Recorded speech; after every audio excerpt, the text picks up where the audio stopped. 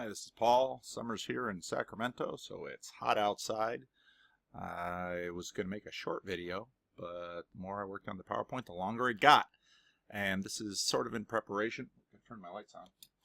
This is sort of in preparation for the Jordan Peterson, Sam Harris conversation. I think the Dillahunty conversation was helpful in terms of figuring out what to expect from this. And so I think this should be helpful in terms of listening to the Jordan Peterson, Sam Harris, Brett Weinstein conversation with a little bit more, let's say, differentiation. When we listen to the different arguments, we can locate the different arguments in terms of whether we're talking about morality, whether we're talking about ontology, whether we're talking about epistemology. How does this whole big picture get together? Where does God fit into this? Why are these people scrapping? Now, in my last video, someone said, you should. Peterson always calls them the celebrity atheists. Maybe career atheists is a better title. And I thought, yeah, that's probably a better one. So I changed the title to career atheists. And of course, there's the Susan Blackmore video, or the Susan Blackmore video. I think the Blackmore video was a good video. I think it wasn't that we learned a lot more about Peterson in that video, or maybe I learned a lot more about Peterson in that video, but a lot of his stuff was well put together. He seemed fresh. At our meetups, it's a strange business that we're in. A lot of our meetups, we speculate about Jordan Peterson's health. It's like we're wondering about Melania Trump, or, you know, you're reading the tea leaves and, oh, he looks tired. And it's like we're a bunch of moms worrying about Jordan Peterson. But he seemed rested with talking to Susan Blackmore. And yeah, so Blackmore, Dillahunty, Sam Harris, Brett Weinstein, all these conversations. In the last video, we talked about why these pairings, what's going on with this. And we talked, and I had made the comment in the last video that Dillahunty, instead of getting defensive about Jordan Peterson calling him a Christian, should probably come back and say, you're more materialist than you want to admit, because I think that's very true. And so in this little series, I'm talking about motivations, why Jordan Peterson and the materialists keep sparring, why the materialists keep attacking religion. We're going to talk about ethics or morality today and its complete failure within materialism. And at some point, we're going to probably talk more about God and ontology, because that is where we often go. We'll see. There were a number of comments saying, get back to the biblical series, and I do want to do that, and get back not only to the 15 videos on Genesis, but I have to finish up Easter and that video. And then, you know, I realize I often take things in reverse order, but what often happens with this is that I'm always learning more as I do this. I've had a number of conversations for the last couple of days with YouTube watchers, and one of the things that I emphasize is that these videos, these are not refined videos. These are thinking out loud, and at the end of almost every video, I know more than I began the video with. This is part of the reason there's freedom of speech. Some of you might have also noticed on my Twitter feed that I was doing a lot of talk about the Christian Reformed Church Synod. The Christian Reformed Church Synod was in this week, and I was watching some of that on YouTube, or not on YouTube, some of that's on YouTube. It was on live stream. And so I was engaging with a fair amount of that. And there will probably be some more videos in my stream where I'll be doing some more church talk. And my channel isn't just about Jordan Peterson. I've spent a lot of time on Jordan Peterson because Jordan Peterson is helping me think through a whole range of things that are very interesting in me. And now I've got all these new relationships with a whole bunch of you, whether it's one-sided, me talking at you via YouTube, or if it's in the comments section, or if it's in emails, or in the meetups that are in Sacramento. So this has become obviously a very interesting part of my life, one that has been extremely fruitful in terms of learning and growth for me. And I'm indebted to all of you for that. But I'm focusing now on Jordan Peterson and the materialists. Now, some of you have said, I don't like the name materialist. There isn't a nice word for this. Materialist has some things to be said for it. Naturalist has been some things to be said for it. Career atheists, I'm kind of lumping them together, but there are very much nuances between this. So you'll hear me use naturalist and materialist interchangeably. C.S. Lewis in Miracles usually uses naturalist. Alvin Plantinga will often use naturalist. Thomas Nagel, who we'll hear quite a bit from in this video, often uses materialist. So we're getting at kind of the physical layer of reality, and I think actually physicalists wouldn't be a bad thing, because they differentiate in terms of physics. It's the universe governed by physics, and now we've talked quite a bit about the laws of physics before. But the failure of naturalist ethics or naturalist morality. And I'm going to go through some of this briefly. I'm going to read some C.S. Lewis too. We are adapted for fitness, not reality, says Don Hoffman. We are products of physics, says Matt Dillahunty. Our experience of choice is illusory, says many of the naturalists, and our knowledge of truth is achievable. And now right there you have the tension in this system. Truth is correlate with the material reality or physical processes. This is one of the definitions of truth. And so if you listen to the Dillahunty Slick video, Slick, who is a Christian, and Dillahunty, who is an atheist, agree on what truth is. And we're going to get into that in this video, because is Jordan Peterson consistent with his Darwinian idea of truth? Is Jordan Peterson consistent with his pragmatic definition of truth? Listening to a lot of him, I would dare say no. He's not consistent in the same way that the career atheists are not consistent in their idea of morality. Stuff is coming in from the past that is nearly unavoidable, and that is deeply impacting these conversations between Peterson and the career atheists. And so all of the career atheists say our knowledge of truth is achievable, and we achieve this through reason.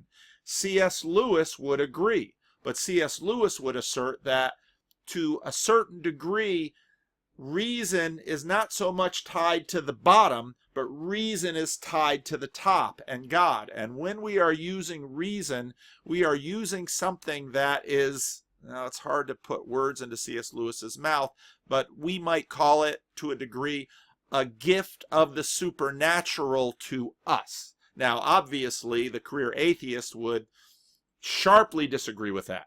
But that's essentially what's happening in C.S. Lewis's book Miracles. C.S. Lewis is saying that reason is a type of supernaturalism that comes to us from above, and comes to us, C.S. Lewis would probably make an argument that reason is part of the imago Dei, or the image of God, or what Peterson talks about in terms of a spark of the divine, or a shard of the divine in us. Now, the imago Dei, or the image of God, is something that's been hotly debated through the history of Jewish and Christian theology. Is it reason? Is it our role as sub-creators? And throughout different times, many different theologians from many different cultures have put things forward. I think implicit in Lewis's Miracles, he argues that reason is this signpost to the supernatural. Now, Lewis will not say it's the only sign, but it is the sign that Lewis picks when he engages the career atheists of his generation. And so, truth, according to the career atheists, according to the naturalists, according to the materialists, truth is something achievable. Now, truth correlates to material reality or physical processes, says a naturalist or a materialist. They believe evidence plus reason can yield direct knowledge of reality. Okay, now we're going to get into this question about how we relate to reality. Do we have a direct relationship to it? I think the naturalists and the materialists would argue direct, even though there's a long history of philosophy that suggests it's indirect. And a lot of the contemporary Darwinists, let's say, such as Don Hoffman or maybe Jordan Peterson, would also say it's indirect.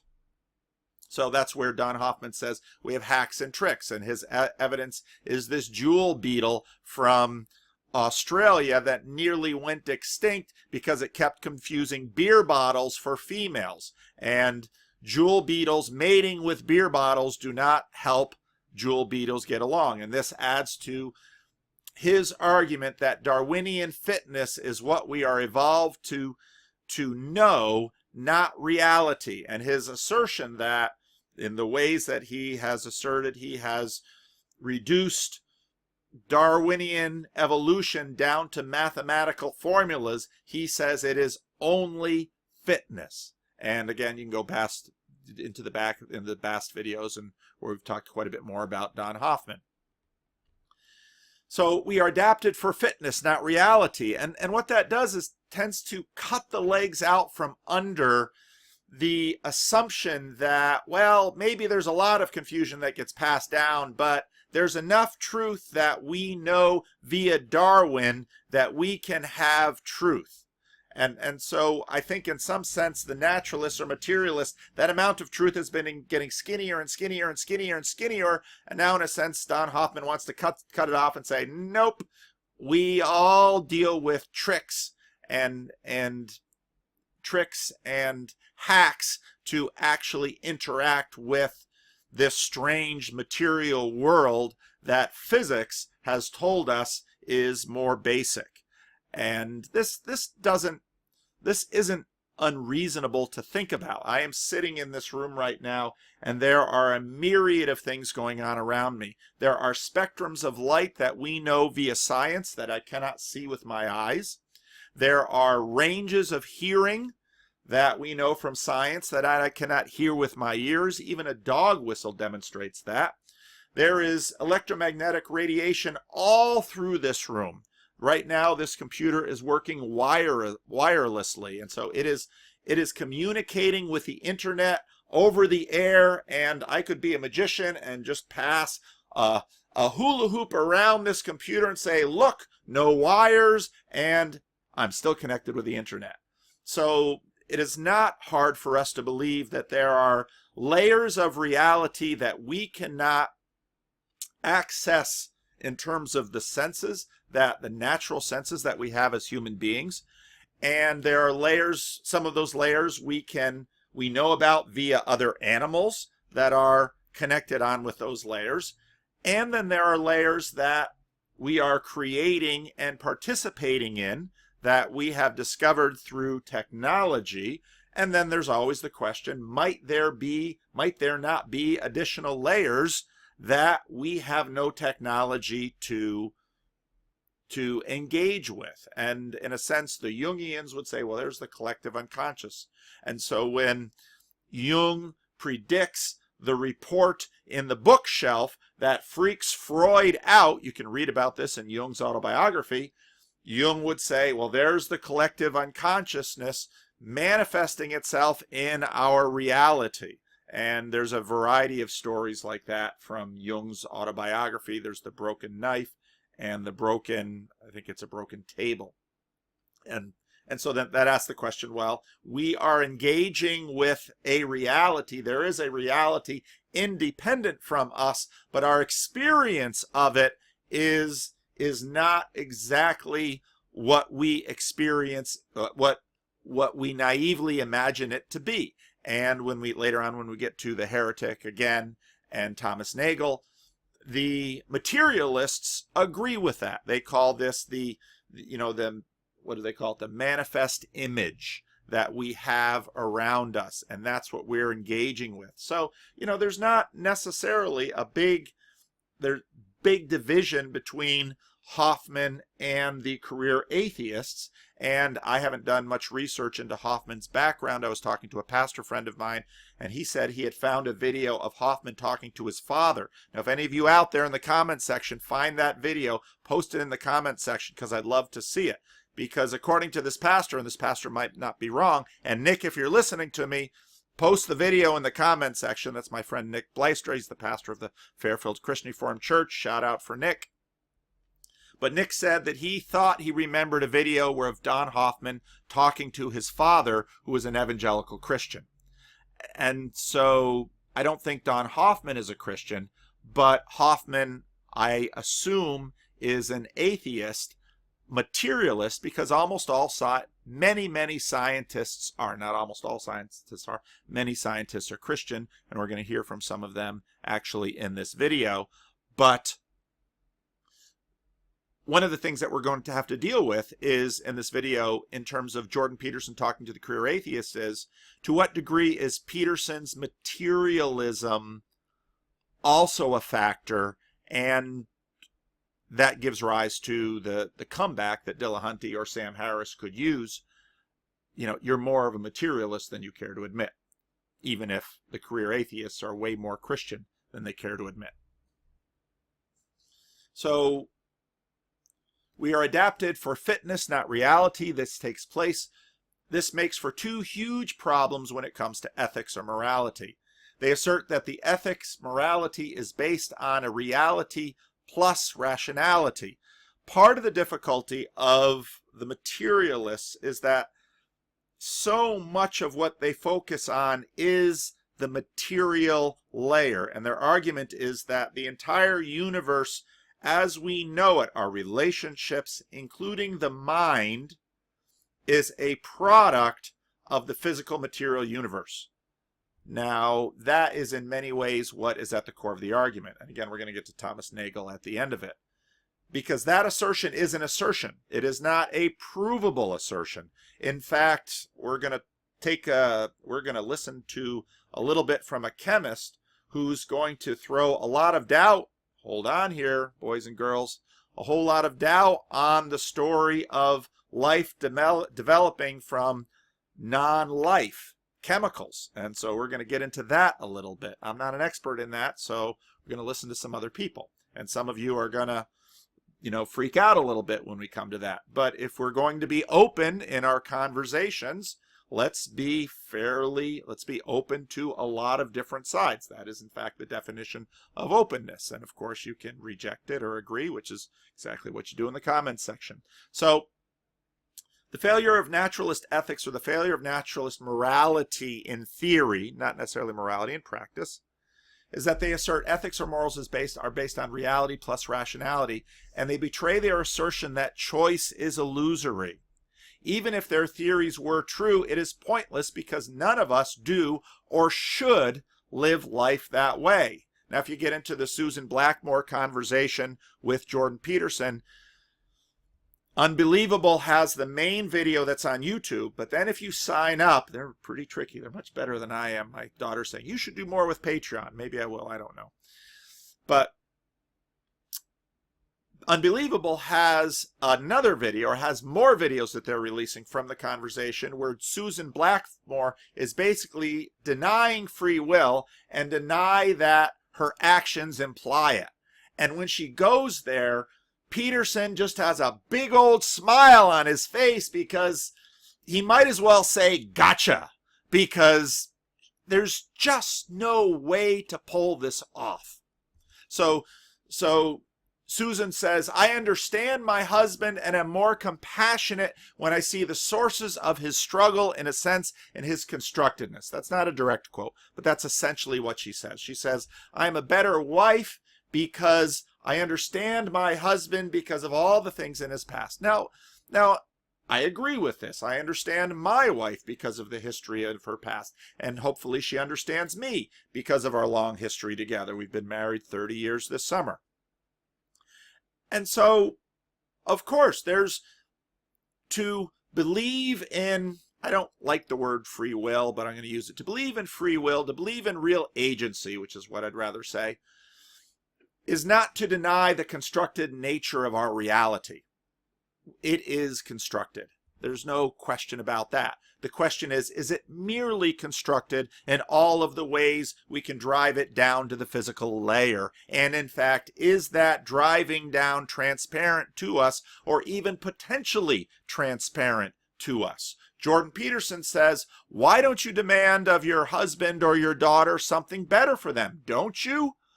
And then she shares a story exactly how she does. And again, Peterson doesn't say it. He learned from Kathy Newman. Doesn't say, ha, gotcha. He just smiles because he got her. And here's the thing. It is impossible, I would say practically impossible, for the career atheist to convince any of us they don't believe in choice or agency or will, because it is manifest completely in our systems. So she seems unable to realize that even the choice and implicit admonition to understand her husband denies the application of her position. In other words, I have a choice to understand my husband, or I have a choice to just be offended by his behavior that annoys me right now. And, well, then what are you going to do? Yell at him to stop? There's no getting out of this. Now, again, you have the question, could we imagine some clean room human being that never had an opportunity to live in a culture by which they picked up the mind virus of choice? And I would say, I don't think such a being, let's assume Darwin for sake of this argument, I don't think such a being would survive. And we're going to hear a little bit from Thomas Reid on this, because what this does is expose the naturalist materialist to imagining a world that none of us live in. And in fact, none of us can imagine living in it. It's extremely difficult. And now some of you have recommended The Diamond Age, and I'm going to have to check out that novel. I think, in fact, I have it on audiobook. I started it once, but I'm going to check that out. I don't think even our science fiction writers, who are some of the most imaginative people out there, can imagine a world in which choice is divorced from us. And what's amazing is that this is argued with a straight face in a culture that has nearly made choice sacred. In our culture, choice is next to godliness, in terms of, you can tell someone, well, you've got cancer, so you have a choice. You can take chemo and feel miserable and maybe not beat it, or you can die in pain of cancer. And then people say, well, at least you've got a choice. What kind of choice is this? Or, another one that I mentioned often, don't worry, the universe will slowly lose energy, and the sun will run out of fuel and die, and all life in the world will go extinct. The other choice is, you will surely die before then. Oh, great choice. In fact, there's no choice at all. Or, I suppose, take your life. Well, there you go. So, Susan Blackmore can't even see, she can't even use language to express this world without free will and without choice. And I'm sure some in the comment section will say, of course I can do this. Well, I really have a hard time imagining what that looks like. C.S. Lewis begins chapter 5 in Miracles with this, with a quote from Reinhold Niebuhr. Even as rigorous a determinist as Karl Marx, who at times describes the social behavior of the bourgeoisie in terms which suggested a problem in social physics, could subject at other times a withering scorn which only the presumption of moral responsibility could justify. In other words, if there's someone out there who should really be trying to apply determinism to humanity, which is Karl Marx writ large, he sounds like a preacher. He can't help it. So, responding to a naturalist, if you mentally realize that a naturalist is offering a corrective admonition, you should be embarrassed for them, because they have just publicly betrayed their own position. And it is as hypocritical as a Christian violating the worst sin imaginable. Now, this is where it's nice to be a Calvinist, because you can say, and you're a Christian. I say, yeah, and I'm a Calvinist, which means I'm not preaching perfectionism, baby. My depravity runs deep, And in fact, sin binds and blinds. And the person probably most out of touch with my own sin is me. So if you're able to spot a sin in me, congratulations. Talk to my family and my friends. They'll tell you more. And yet, we fill print, YouTube, podcasts with their admonition to give up religion. In other words, every time a career atheist decides to become a celebrity atheist and admonishes someone to give up religion, they violate their own creed. C.S. Lewis again. Such a doctrine, I have admitted, is not flatly self-contradictory. This is from C.S. Lewis's book Miracles, for those of you who are listening. The naturalist can, if he chooses, brazen it out.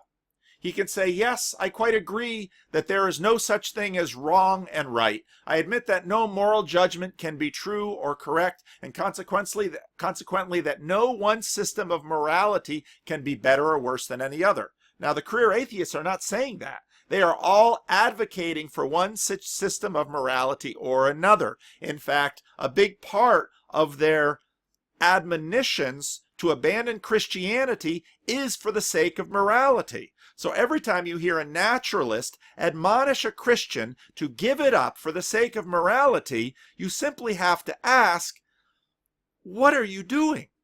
This makes no sense for your worldview. All ideas, again, back to C.S. Lewis.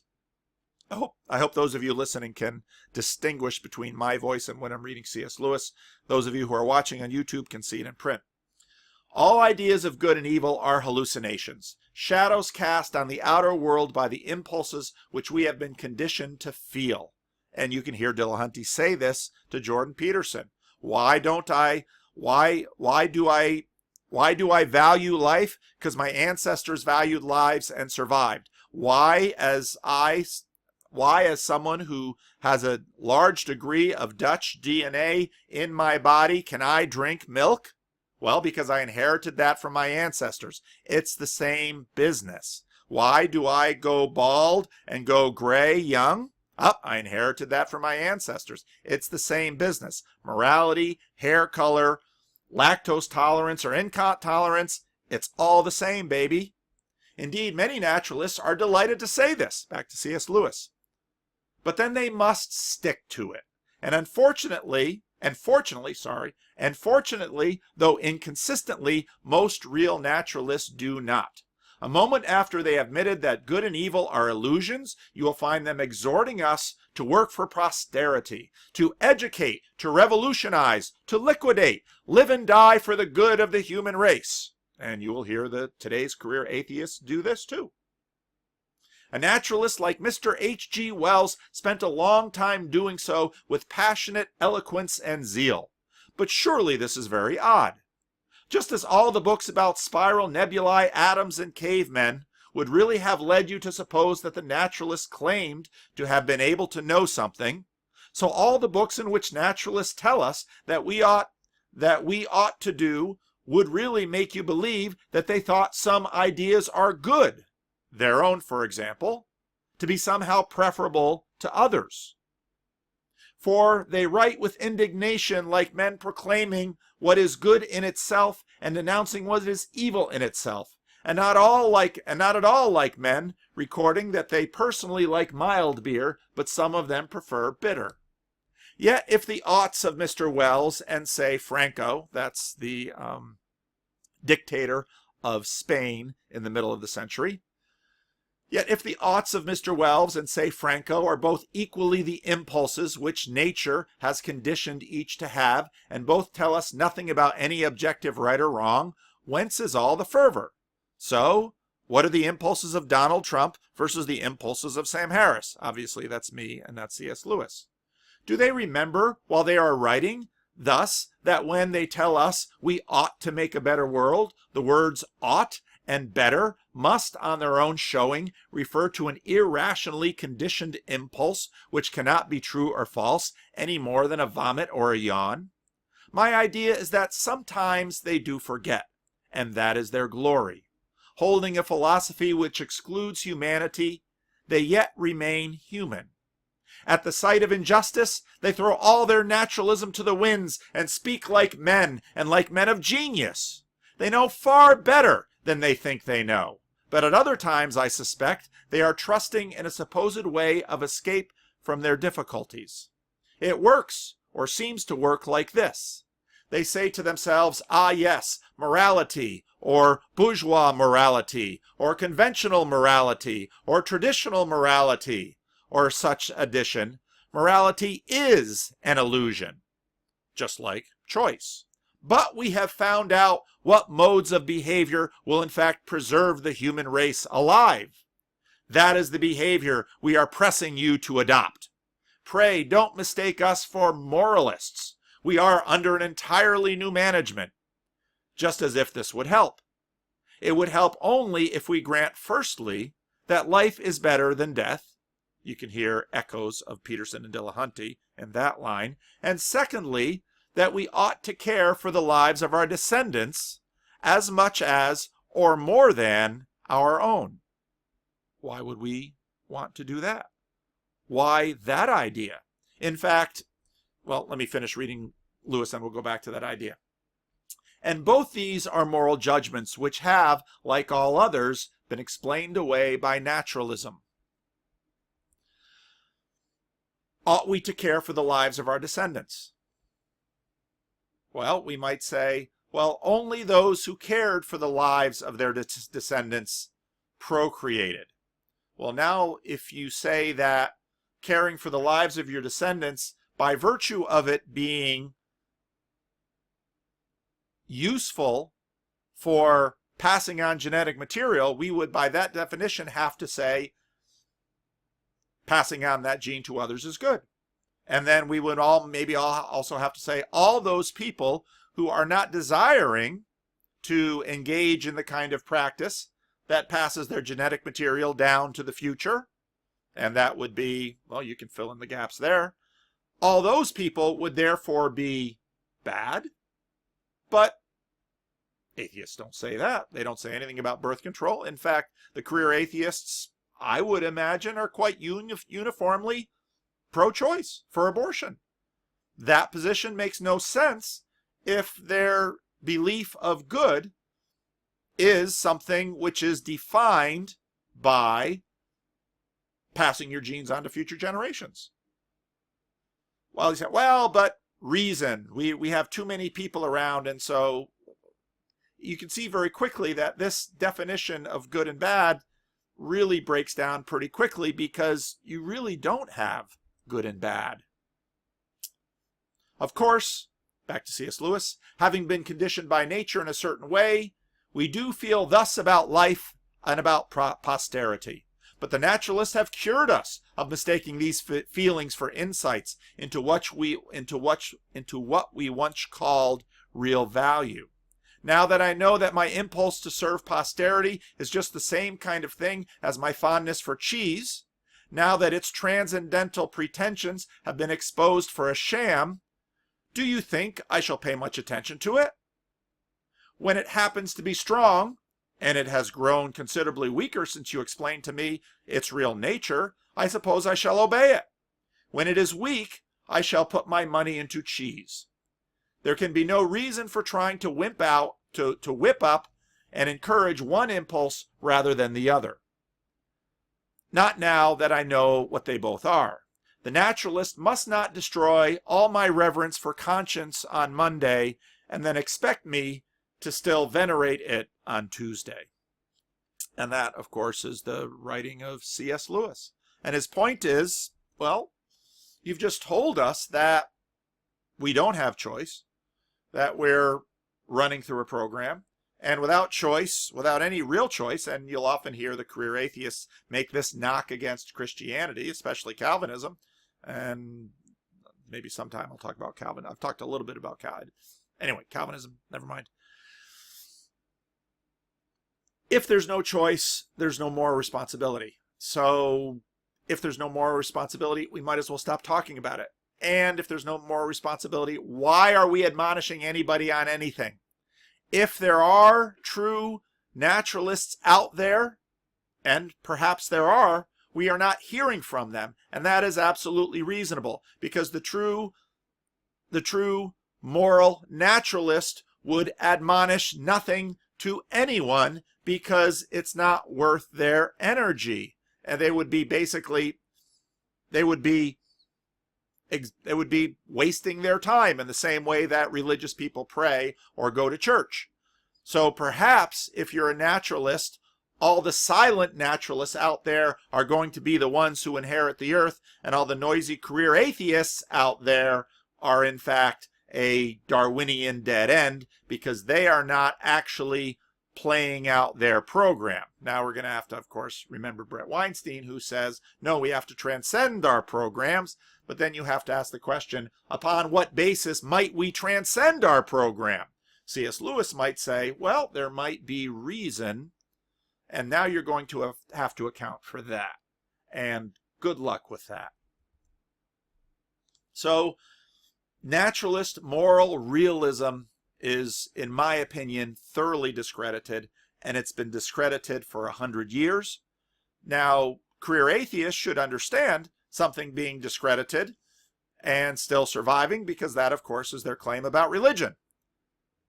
What does that lead us to believe about people?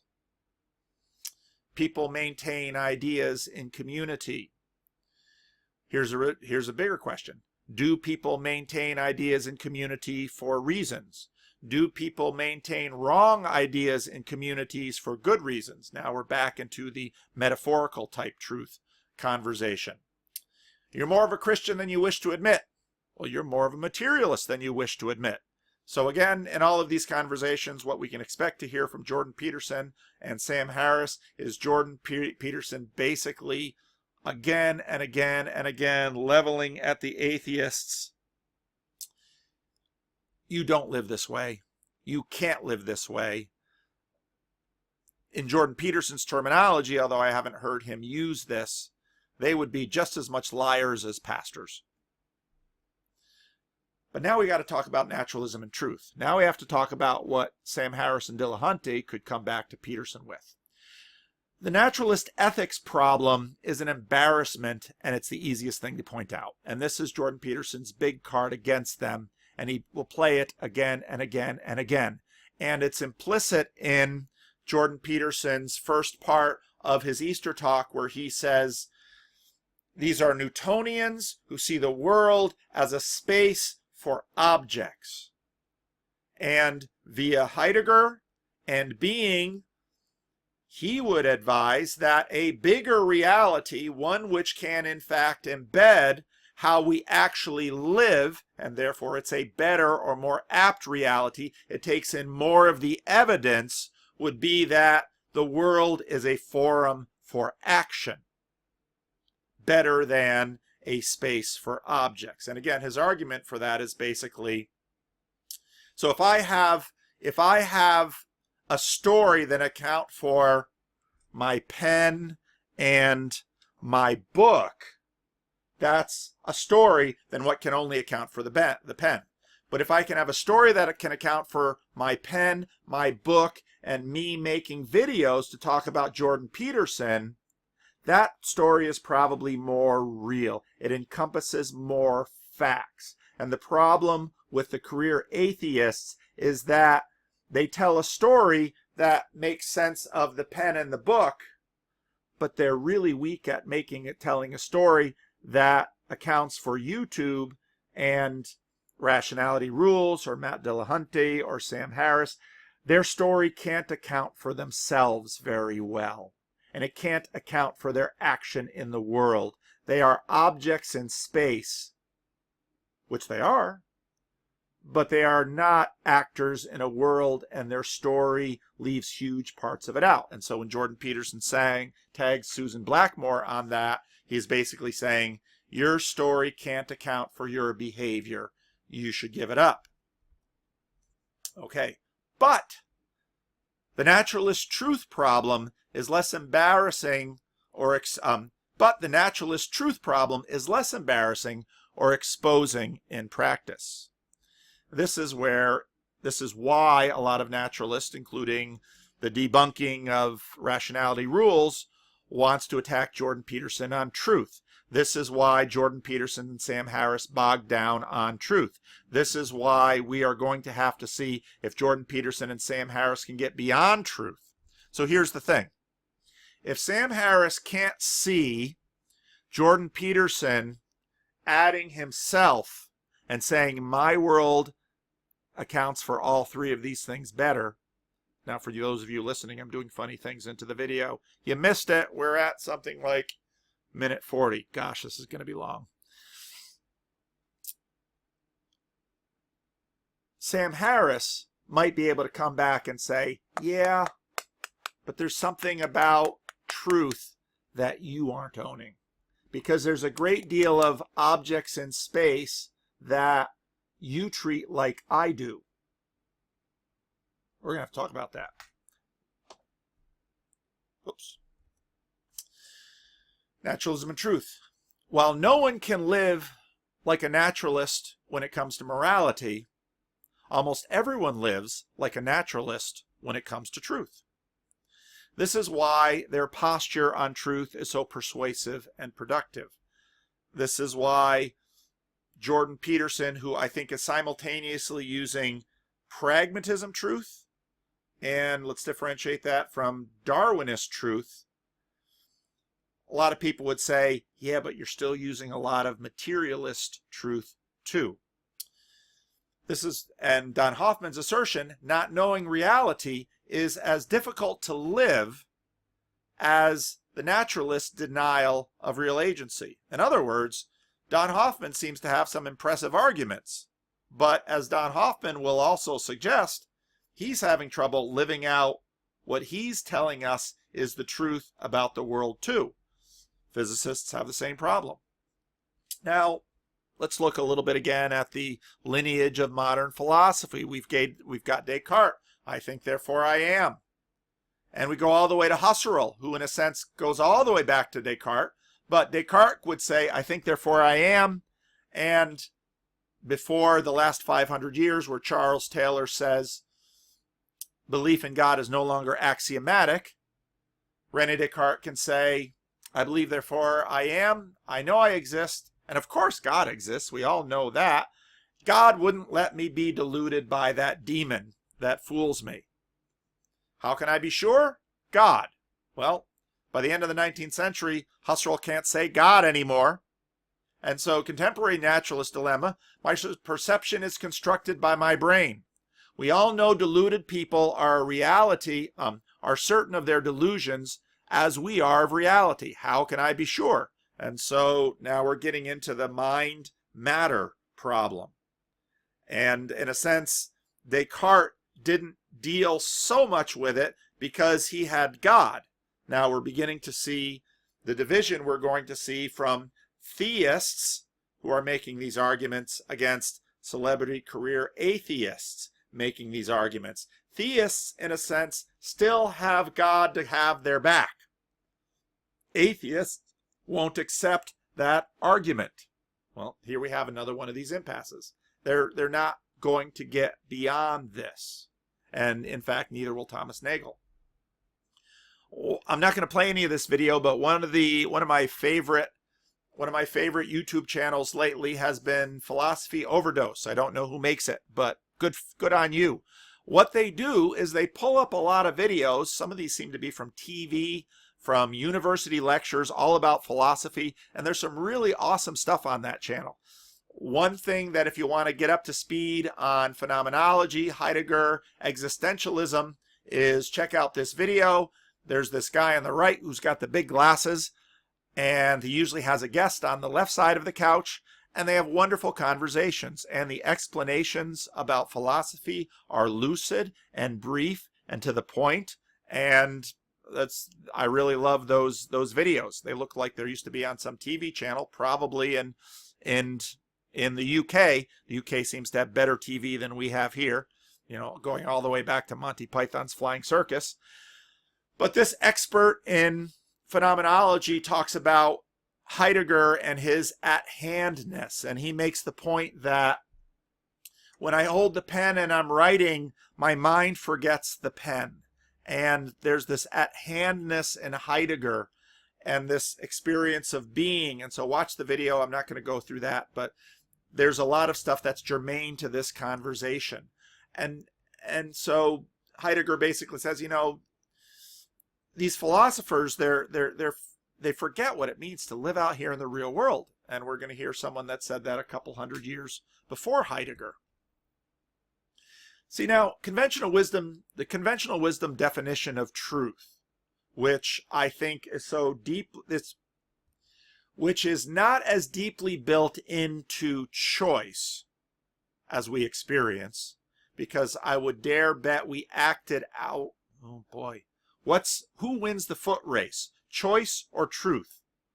You tell me in the comment section. Who wins the foot race? Choice or truth? Do we know choice? Do we act out choice before we act out truth? Or do we act out truth before we act out choice? When we choose on less than certainty, is truth involved? Well, some of us might say, well, now we're talking actually about faith. So conventional wisdom's definition of truth is that which correlates to reality. And you'll hear that with Dillahunty and Slick. Rationality Rules debunked Peterson on this because he says, he doesn't have a referential correlative definition of truth. Is this a green pen? Yes, this is a green pen. Jordan Peterson says we can only know that which contributes to survival. And Jordan Peterson has a pretty powerful argument. Now it messes with us. This might be one of these hacks that Don Hoffman is talking about, because when Jordan Peterson says the H-bomb isn't true, we'd say, of course the H-bomb is true. We saw it go off. Well, but if the H-bomb destroys us, then in our Darwinian sense, it isn't true. And so Rationality Rules jumps and says, that's not truth. Well, that's another definition of truth. But no, we are only going to allow one definition of truth. That's going to be problematic. And I'm not saying there isn't such a thing as truth, so don't hear me as a relativist. But I am saying that our application of the word is pretty broad. And one of the things that Sam Harris is undoubtedly going to start picking on is, in what way would, let's pick a story from the Bible that almost no one will argue is historical. Let's pick a parable from Jesus, the parable of the prodigal son. Almost no one will argue that there were a material father and two sons, and that they played out, that Jesus is telling us a story about this, about the lost son and the prodigal son and the elder brother and all that stuff. Nobody's going to say that. Is that story true, even if there wasn't a father, an elder brother, and the prodigal son?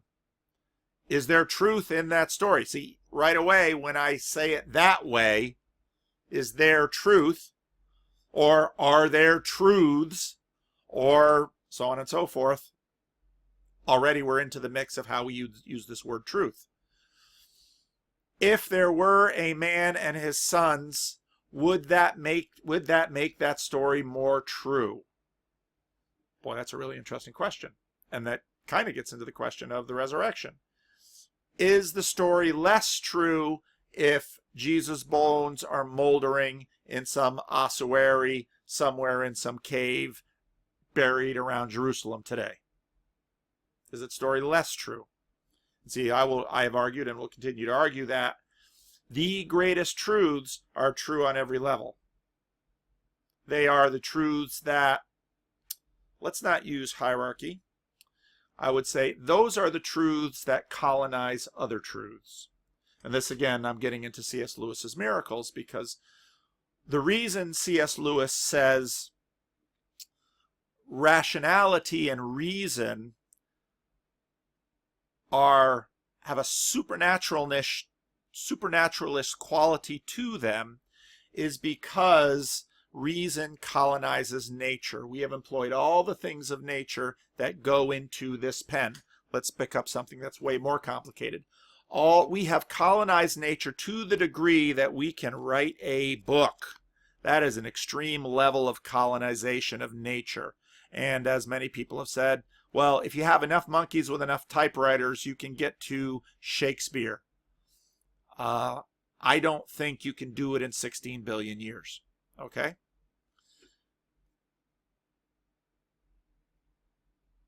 I'm still here. Sorry for the pause. I'm thinking. Sometimes I think. And my watchers get busy and they get noisy on my consciousness. And, you know, hey, dudes, I'm making a video here. But I think out loud through these videos. And when I get a thought, it's like, again, maybe if I'm going to insert something into the truth conversation, I would argue that the dominant truths are those which dominate more layers than others. Okay? So then you have the question, how about a bullet to my heart? A bullet to my heart would cease Paul Vanderklay as you know him right now. All right? So is the bullet to my heart a dominant truth? Well, that depends. That depends if Paul Vanderklay is existing on other layers. Now, Paul Vanderklay is existing on a whole bunch of layers, because even if tomorrow I get hit by a car, all of these YouTubes will likely remain. My memory with my family will likely remain. The ways that I have impacted this world would likely remain. The impact that my words have had on some of you will likely remain. The impact of my decisions on this world will likely remain, and will reverberate on throughout the history of the world to one degree or another. And so, does that bullet to my heart actually dominate all the layers that Paul Vanderklay is? I would say no. I would say that's a serious as a heart attack. But this is an example of how I am a multi-layered being. Far more multi-layered than this pen. This pen has tremendous power, but this pen is both a function of colonization of reason over nature and an implement of it. And I would argue science is such a thing.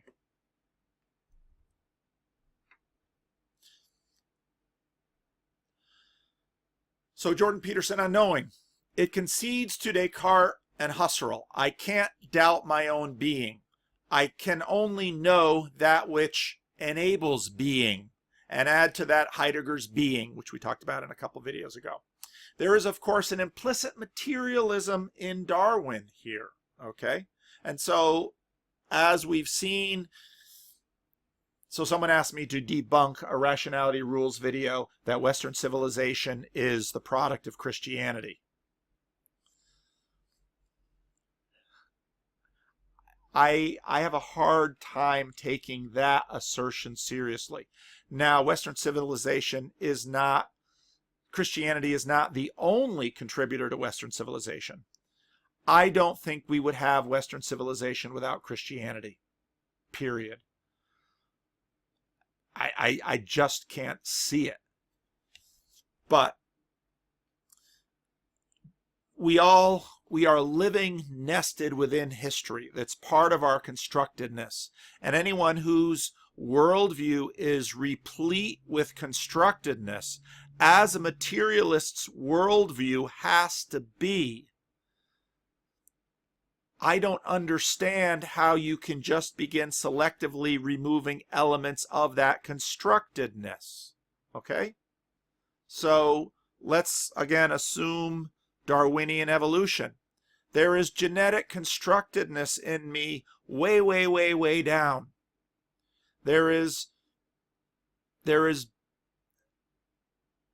environmental constructedness in me. Look at how pasty white my skin is.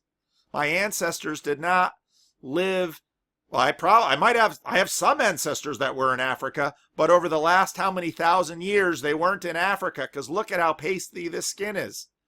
Malaria, if you read the book 1493, now there's the book 1491 and 1493, they're two books and they're both worthwhile. If you read 1493, he and many others basically say slavery got going south of the Mason-Dixon line because of malaria. And because West Africans had a high degree of resistance to malaria, they were imported as slaves, even though if malaria weren't in the picture, indentured servitude would have been a better solution for plantation life growing tobacco in the Americas. Okay?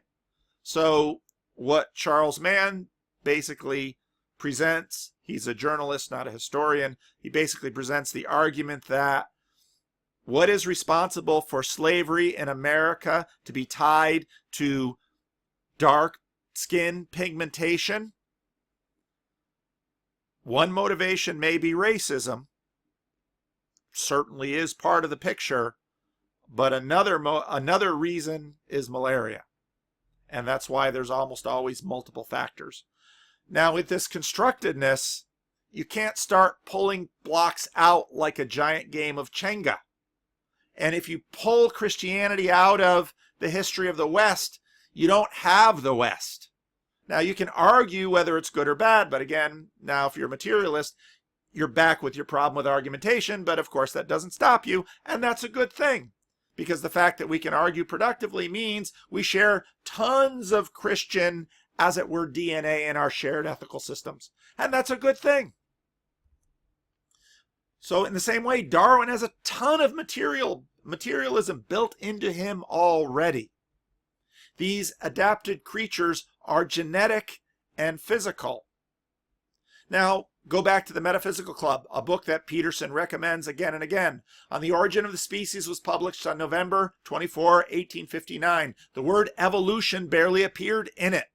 Many scientists by 1859 were evolutionists. That is, they believed that species had not been created once and for all, but had changed over time.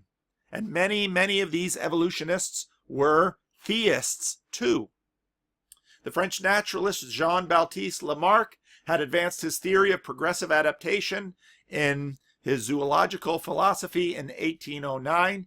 The English philosopher Herbert Spencer had published his evolutionary theory of mind and behavior, Principles of Psychology, in 1855. Darwin's book decisively tipped the balance of educated opinion to evolutionism. But even in 1859, more 19th century evolutionists were, whether they identified themselves as such or not, Lamarckians or Spencerians than Darwinians.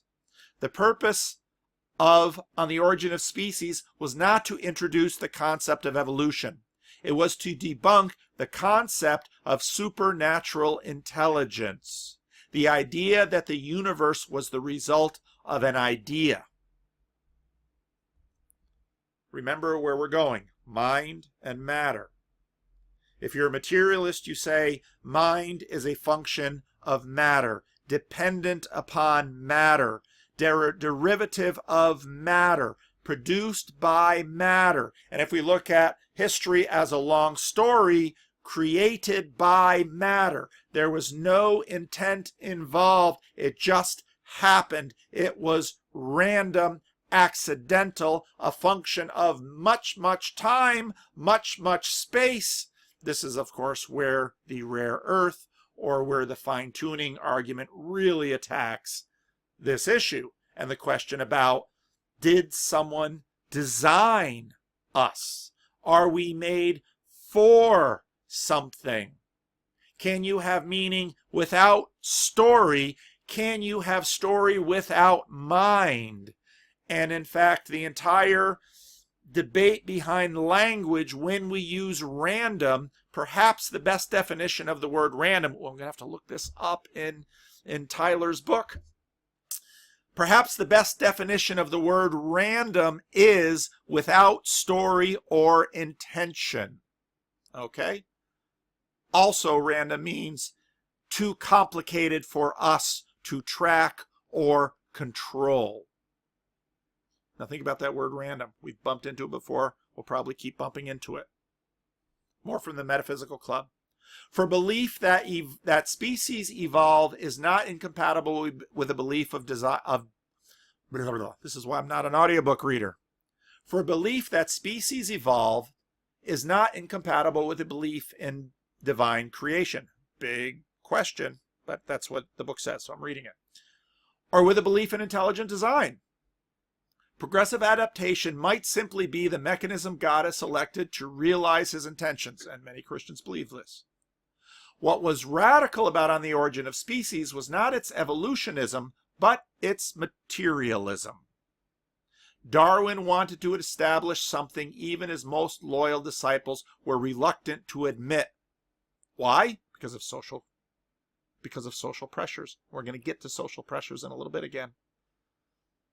Which is that species, including human beings, were created by, oops, we shouldn't say created by, so much design in that word, and evolved according to processes that are entirely natural, chance-generated, and blind. In other words, mind. Mind is at the center of this entire discussion. In order to do this, he had to do more than come up with a new scientific argument. He had to develop what amounted to a new way of thinking. I'm trying to figure out where to break this video up because it's going to be really long. I'm going to play James Tour first.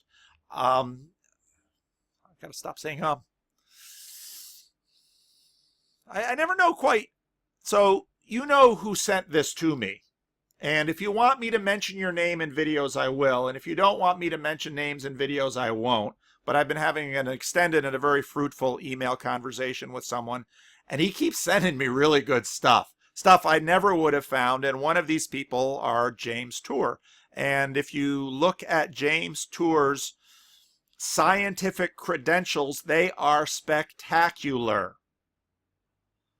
James Tour is skeptical about abiogenesis.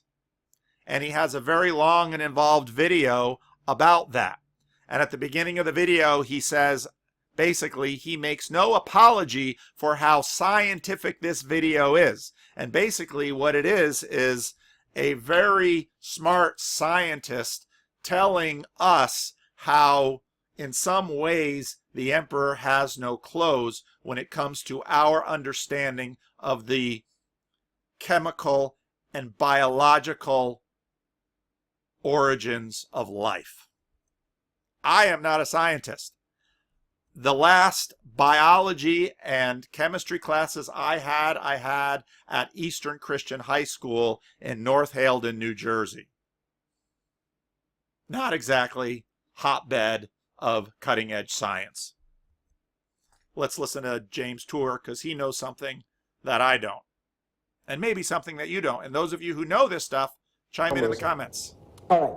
Now, let's just change directions. Let's just give prebiotic chemistry proposals a chance. You say, Tour, you're just too hard on them. Okay. Let's assume that all the building blocks of life, not just the precursors, but all the building blocks, could be made in high degrees of purity, including homochirality, where applicable, for all the carbohydrates, all the amino acids, all the nucleic acids, and all the lipids. Let's further assume that they're comfortably stored in cool caves, away from the sunlight, away from oxygen, so as to be stable against environmental degradation. Let's further assume that all existed in one corner of the Earth, not separated by thousands of kilometers, and not on different planets. All in the same cave. We'll give them that. All in the same cave. All chiral and pure. We'll give it to them. And that they all existed not just in the same square kilometer, but in neighboring pools where they can conveniently and somehow selectively mix as needed. Now what? How do they assemble? Without enzymes, the mechanisms do not exist for their assembly. It will not happen, and there is no synthetic chemist that would claim differently, because to do so would take enormous stretches of conjecturing beyond all that is realized in the field of chemical sciences. You can't do this in chemistry. All right, now let's assemble the dream team. You got good professors here, let's assemble the dream team. Let's further assume that the world's top 100 synthetic chemists, top 100 biochemists, and top 100 evolutionary biologists combine forces into the limitlessly funded dream team. The dream team has all the carbohydrates, lipids, amino acids, and nucleic acids stored in freezers in their laboratories. Taking it out of caves, you can use their labs. All are in 100% enantiomer purity. even give the team all the reagents they wish, the most advanced laboratories and the analytical facilities, and complete scientific literature, and synthetic and natural yet non-living coupling agents. Now ask the dream team to assemble their building blocks into a living system. Nothing complex, just a single cell. They'll merely scratch their heads and walk away frustrated. Remember, call me a liar if I'm lying. So let's help the dream team out by providing the polymerized forms, the polypeptides, all the enzymes they desire, the polysaccharides, all the carbohydrates, all hooked up. DNA, RNA, in any sequence. I'll even give you the sequence, whatever sequence you want. You tell me the sequence, you got it. Ask the dream team to assemble those into a living system. The level of sophistication in even the simplest of possible living cells is so chemically complex that we are even more clueless now than with anything discussed regarding prebiotic chemistry or macroevolution. The dream team will not know where to start. Moving all this off Earth does not solve the problem because our physical laws are universal. You see the problem for the chemist? Welcome to my world. This is what I'm confronted with every day. And then people will flippantly say, oh, these are made from small organic compounds by the foremost reaction from formaldehyde. Oh, okay, I get it now. So here's a summary. Those that think that scientists understand the details of life's origin are wholly uninformed. Nobody understands. Maybe one day we will, but that day is far from today. So to make ad hominem attacks upon those who are skeptical of the science to date can be inhibitory to the progress of science. Would it not be helpful to express to students the massive gaps in our understanding so that they, as the next generation of academic soldiers, could seek to propel the field upon a firmer and possibly a radically different scientific basis, rather than upon increasingly ambitious extrapolations that are entirely acceptable and unacceptable in the practice of chemistry? The basis upon which we as scientists are relying is so shaky that it would be best to openly state the situation for what it is, a mystery. That might catalyze some fresh scientific thought on abiogenesis. I saw a presentation by a Nobel Prize winner modeling the action of enzymes. And I walked up to him afterward. I said, I'm writing an article entitled Abiogenesis Nightmare. Where do these enzymes come from? He says, these things are synthesized biologically. I said, no, starting from the beginning, where did these things come from? He says, what did you write in your article? I said, it's a mystery. He said, that's exactly what it is. It's a mystery. It's a mystery.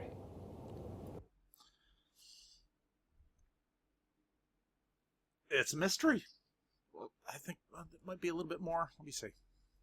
Why do so few chemists speak up regarding difficulties with origin of life? Few think about it intently. They're just too busy with other things. I mean, we got one synthetic chemist here. The guy's trying to get tenure. I mean, he's got a lot of things to think about. He doesn't think about abiogenesis. How often do you wake up in the morning thinking about abiogenesis? Not very often. Yeah. You got a lot of other things to do. You got a lot of emails to answer. They think that someone else understands. That's what they think. They think someone else understands. It's just like you. You think someone else understands. I'm telling you, nobody understands it. It's viewed as the only ball game in town. Okay, we don't have another thing. You shouldn't shoot it down, Tour. You shouldn't shoot it down until you have an alternative proposal. Oh, really? Is that what we teach our students? Do we teach our students that you can't contest with that mechanism until you have a better one? No, if the mechanism doesn't explain the facts, you discard that mechanism or you change it to fit the facts. That's your proposed mechanism. You don't say until you have something better. No, you just shoot the thing down. And also for fear of being ostracized and fear of reprisals. Some think it's even justified to go after people who won't buy into this. They think it's even justified. They deserve to be disenfranchised. It's a sad state of affairs. When will the scientific community confess to the world that they are clueless on life's origin, that the emperor has no clothes? When will they say this? Here's what Max Planck had to say. We have Planck's constant, the great physicist. Here's what he had to say. A new scientific truth does not triumph by convincing its opponents and making them see the light, but rather because its opponents eventually die. This is what I think is going to happen. I don't think that those that are entrenched and keep saying that there's plenty of understanding when there's not. And when you push them on it, you see not only that there is little, that there is none. You're going to have to wait for them to die. Here's the hope that I see, though. Science is self-correcting. If abiogenesis proposals are correct. So, anyway, watch the whole video. If you understand it. I don't understand hardly any of it, but watch the whole video. What does he say? Well, what do we know? What do we know? We have no idea how life started. And you take the dream team, put them in a lab, give them all the inorganic stuff that they need, and they can't do it. And that's the state of affairs. Don't believe me, believe him, because I don't know anything about this. So where are we? Naturalists don't live out their creed. And we should all be grateful for that. Failure to admit this is just common pride and ego. Just like waiting for everyone to believe in God to die. Problem is, this God virus seems really hard to kill. The writer wants the elephant to look good. The elephant believes in herds.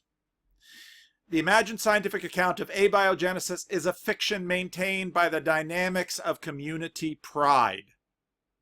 We are afraid to say, we don't know. What system of epistemology do we assume in this pursuit? Now, this is where it gets interesting with the Peterson stuff, because when a scientist uses his or her eyes to see a color, to read a gauge, or a printout, or stare at a computer monitor, or read a paper under light, or touch some slime, or listen to a colleague, or smell, or something, what definition of truth is that scientist using? We are assuming the common sense truth of the physical world and the veracity of our senses. Okay. So, let's give rationality rules his due. This verifiable element of truth is the common sense one that we use.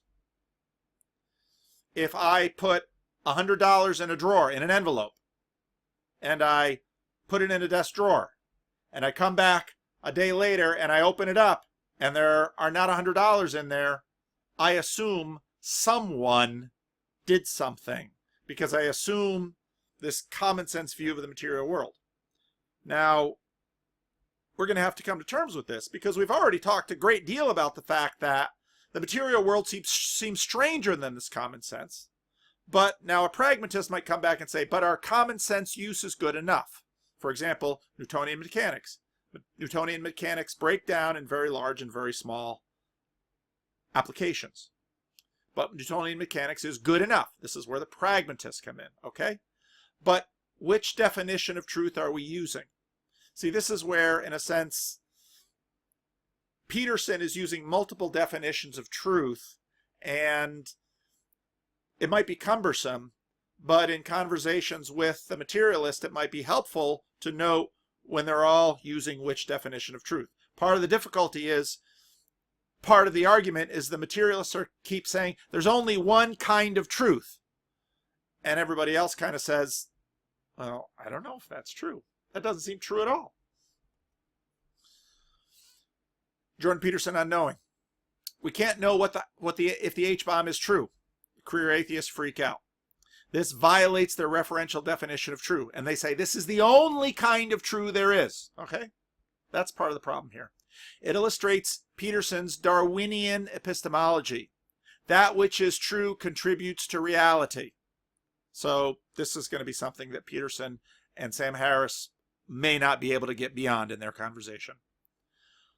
But can you live like Jordan Peterson's other definitions of truth? And maybe this is where pragmatism is going to bail him out. Because here's the thing. Is Jordan Peterson's knowledge of his wife true? Now, I just pulled this picture off the internet. I think it's a lovely picture. These two seem to have a wonderful marriage. They've been married probably at least 30 years. His wife travels with him everywhere he goes. I think she goes to the gym with him because look at that arm. This woman is, you know, she's putting in the reps here. She's getting those gains. Peterson better watch out. I think his arm is smaller than hers. And I mean that in a good way. Anyway. Now, I mean that in a good way for her. Anyway. What kind of knowledge does Jordan Peterson have about his wife? It's all this common sense knowledge that we have, this kind of truth that rationality rule says is the only kind of truth.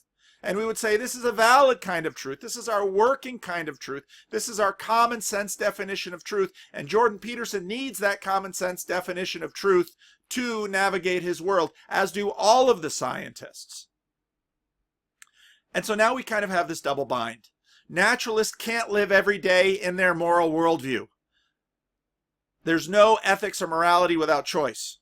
But it's hard to see how Jordan Peterson can live every day with his Darwinian truth. That truth doesn't seem to scale down to us, just like we have problems with other kinds of, let's say, quantum mechanics scaling up to us. There's a scale issue here. Reality is really complicated. And so part of what's going on in these conversations is that it's really easy for us, there's a double bind. It's really easy for us to listen to the materialists and say, yeah, you don't live that way, in terms of moral realism. But it's really easy for us to listen to Jordan Peterson talk about Darwinian truth and say, yeah, you don't really live that way either.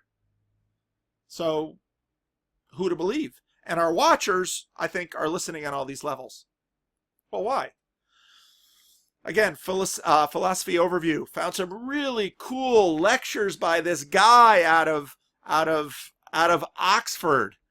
Now, when I was a lowly student at Calvin College, taking my 5th year because I was so bad at declaring a major, I still had to take more Greek. I took a class with Nick Waltersdorf, and we used this textbook, which was edited by Alvin Plantinga and Nick Waltersdorf in Faith and Rationality. And a big part of this class I had with Nick Waltersdorf was on Thomas Reid. And so I was doing all this stuff. I haven't thought about Thomas Reid for years, and somewhere in the back of my mind, Scottish common sense realism. Well, that might be germane to this whole thing. Some of those little memory watchers were pinging me. And so in the car yesterday, I just said, I can't say, hey, Google, because my phone will light up. I said, Google, find me a YouTube on Thomas Reid. This was the first guy he pulled up. Listen to this. Responsibly. Now, how are we to understand the nature of Reid's critique? Well, first, it's methodological. This is Reid's critique of David Hume, and it's methodological. Now, pay attention here, because Peterson's use of truth, and the truth he does, is primarily, maybe not primarily, maybe it's most of his entire life, 99% of his life, but this is a methodological question. He is satisfied that philosophers who have come to defend what he calls the ideal theory have never adduced an iota of proof in its behalf. The ideal theory is what he calls David Hume's idea that we don't have direct interaction with elements in the world, but we're having direct interaction with the ideas. They have introspected on whatever it is taking place, as far as they can tell, in their own minds. And each of them individually has then advanced a theory that is supposed to capture the operation of the human mind in all of the affairs of life, wherever mental life is found, in whatever culture, presumably any age group, under any condition of health or disease short of madness. And this is a very grandiose way of proceeding, and on Reid's account, Reid being a strict Newtonian and Baconian, this is simply not the way science is done. This is what has always given philosophy a bad name. People sitting around, spinning off conjectures and theories with absolutely no access to methods by which to determine in a systematic and scientific way whether the theory is grounded or groundless. So part of the critique is methodological. You see that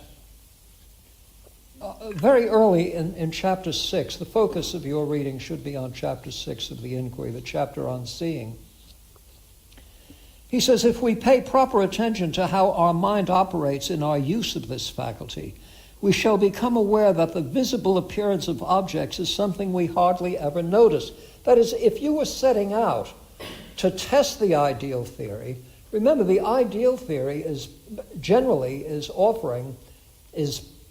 stipulating that the impressions formed by an external stimulus constitute that level of appearance at which you are aware of things. Nobody pays attention to this. I shall get to this a little later in lecture.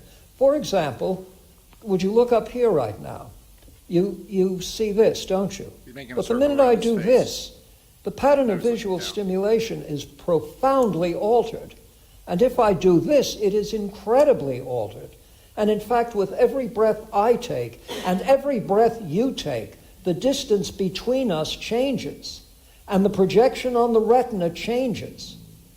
There will be changes due to cloudy days, changes due to time of day, changes due to whether we've just eaten or haven't eaten yet, and on, changes when we first get up in the morning, changes very late at night. How is it that we have a stability, a recurrence, a repeatability, a constant identification of stimuli as what they are, notwithstanding these profound changes at the level of appearances, so to speak, or sensory impressions, of which we take no note at all? So that's going to be something that recurs within the chapter of seeing. So as Reid says, wise men now agree, or ought to, that there's only one route to knowledge of nature's works, namely the path of observation and experiment. We have built into us a strong propensity for bringing particular facts and observations under general rules and applying such general rules to explain other effects or to show how to produce them. He goes on to say that the method is very much like the method used by ordinary people when they're attempting to satisfy certain objectives and goals. Quote, this intellectual process is familiar to every human creature in the common affairs of life, and it is the only one by which any real discoveries in philosophy can be made. Conjectures and theories are created by men and will always be found to be very unlike the things created by God or by nature. Reid interchangeably uses God, the author of our being, the mint of nature, etc.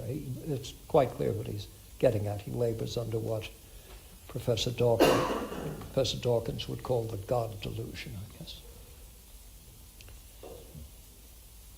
Now, Reid's own background gives him an authoritative position with just how it is science proceeds. On his mother's side, he was a Gregory. Gregory was one of the successors to the Lucasian professorship of mathematics at Cambridge. Reid was an expert in optics. He was original in his thinking in mathematics. And he was tied in with a Scottish educational scheme that only fairly recently had abandoned what was called the regenting system. I don't know if that's a term familiar to you, the regenting system.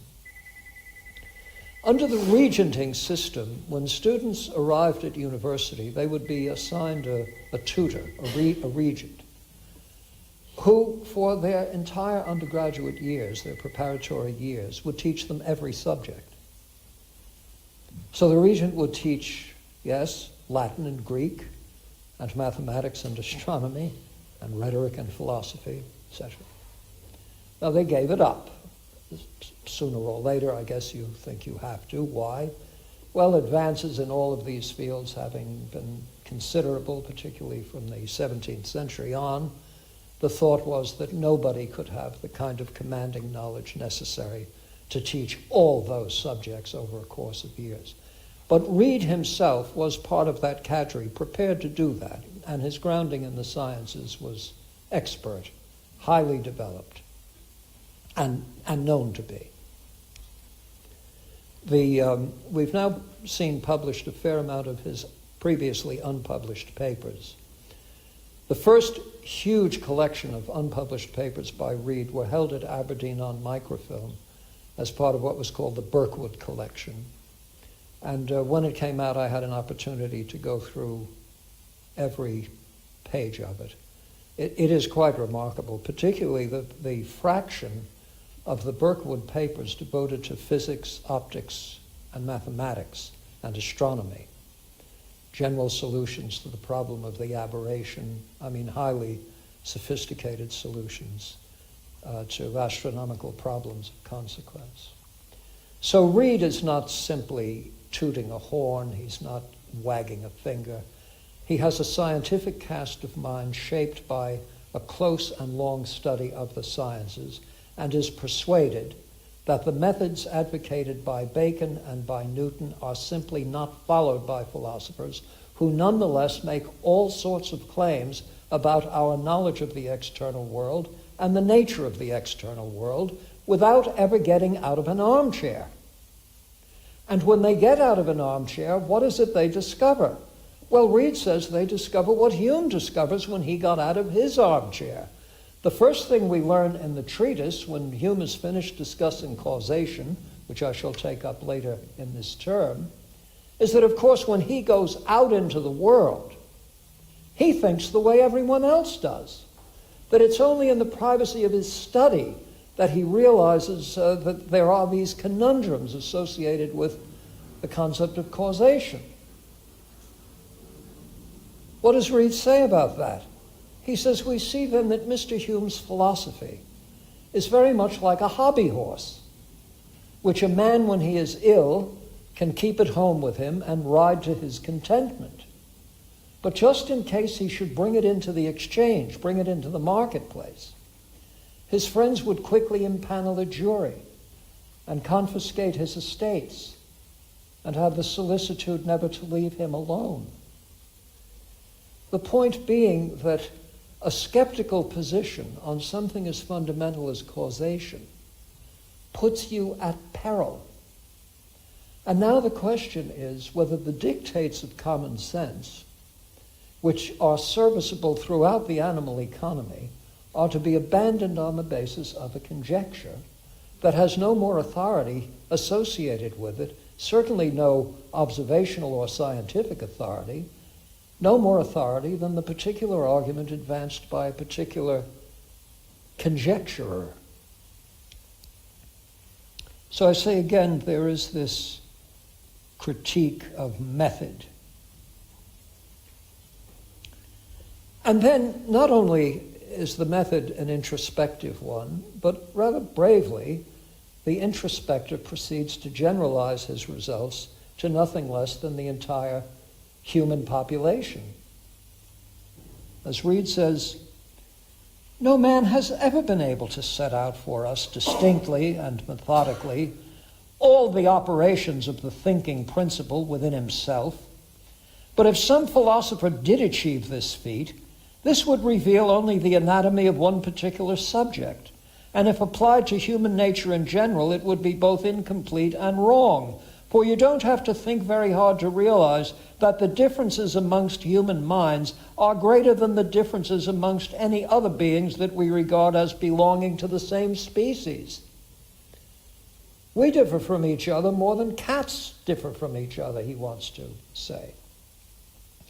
In other words, the n equals 1 model is simply inapplicable in a domain like this. All right, who's the culprit then? Well, you can go all the way back to the ancients. Reid finds the most influential of the current culprits being Descartes. And about Descartes' position, he says this.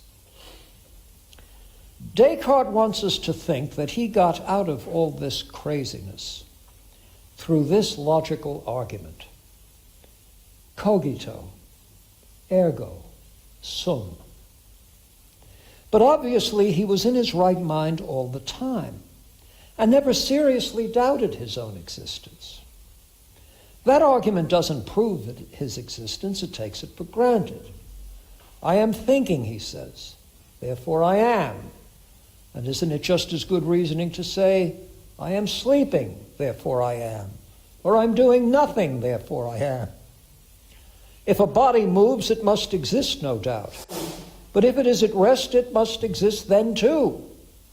Furthermore, supposing it has been proved that my thought and my consciousness must be had by something, and consequently that I exist, how do I know that all the series of thoughts that I remember belong to one subject, and that the I of this moment is the very same individual I of yesterday and of times past? Descartes didn't see fit to start this doubt, but Locke did. He's getting to Locke on personal identity. And in order to resolve it, he solemnly laid it down that personal identity consists in consciousness. That is, if you are conscious that you did X a year ago, this consciousness makes you the very same person that did X. And Reid says this is transparently preposterous. Madhouses all over the world are filled with people who will tell you to a moral certainty battles they lost a year ago and duels in which they suffered mortal death, etc. Some of them will have hands inside their jackets, lamenting their sad fate in Belgium at the Battle of Waterloo and wanting to know where their three-cornered hat went. The fact that you recall having done something surely cannot be the basis upon which you've established that you did it. Now, all of this speculation on Reid's account finally leads to solipsism. As he says, Descartes, Malebranche, and Locke have all used their talents and skill to prove the existence of a material world, but with very little success.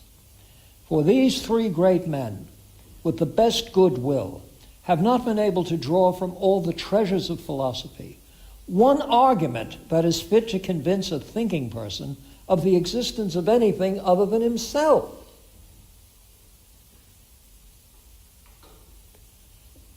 This is an anticipation of something we find in Kant's Prolegomena and in the second edition of the first Critique of Pure Reason. What does Kant say the continuing scandal in philosophy is? That philosophers have been unable to establish the reality of the external world. This is precisely what this mediational ideal theory leads to. You simply do not have epistemic resources to get outside the narrow boundaries of your own conscious life. So for all you know, there isn't anything external to that, do you see? And Reid's point in defending common sense precepts is, if that's where philosophy wants to place its bets against the common sense understandings of the human race since a time out of memory, then they are on a collision course. And the consequence of this is that the most thinking parts of the world will come to regard philosophy as simply ridiculous.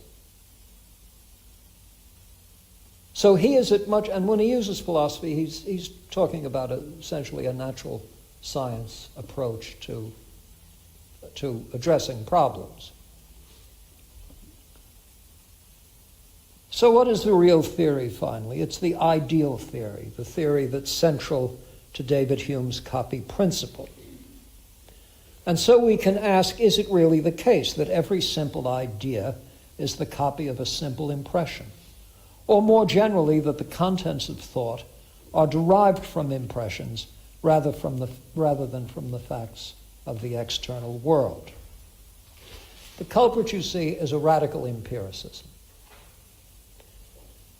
that begins not with the nature of actual creatures, but with a theory. The nature of actual creatures is such that it requires us to understand what kind of adaptive mechanisms they have. If you think I'm reading a kind of Darwinian element into Reid's account, it's there. When Reid talks about the lowly caterpillar that crawls across 1,000 leaves until it finds the one that's right for its diet, do you think the caterpillar learned that? there would be no caterpillars. For the amount of time it would take to learn which leaf is the right leaf, and who's doing the teaching. Suppose you just happen to come across a bad run of leaves. Goodbye, caterpillar. So nature must fit creatures out with a readier means of adapting to the demands of the environment. It can't all be experiential. When Locke says, I answer in a word from experience, this simply won't work. You know, there's almost an anticipation of, oh my goodness, am I going to say this name? All right, with apologies. There's an anticipation of Freud in some of this. All right, I'll leave it there. And if you want to watch the whole video, you certainly can. And maybe that Freud is a little teaser. So he goes into Thomas Reid, and Thomas Reid basically begins to say that, you know, philosophers almost can't be serious, and nobody can take them seriously. And so what we sort of have here with Jordan Peterson and the Career Atheists is that there are elements of both of their arguments that no one can take seriously. Naturalists can't live out their theory. They default to common sense practice of acting like people that have choice and holding them accountable to their choices. Peterson pulls that on them all the time, and he'll do it again and again on Scott Harris. Darwinian truth is unworkable between people in the lab in a social research project. It's your Darwinian's truth of only that which contributes to survival is true. Jordan Peterson must default to common sense notions of verification at the physical level. And this is what gives the Career Atheists the strength of their position. When the Career Atheists are out there saying, look, pen, no pen, pen, no pen. This is how truth works. God, I don't see one, so there. It's a story. When Harari sits down and meditates, he tries to get rid of all story. Well, we're going to have to talk, at some point I'm probably going to talk more about Harari. Interesting cat.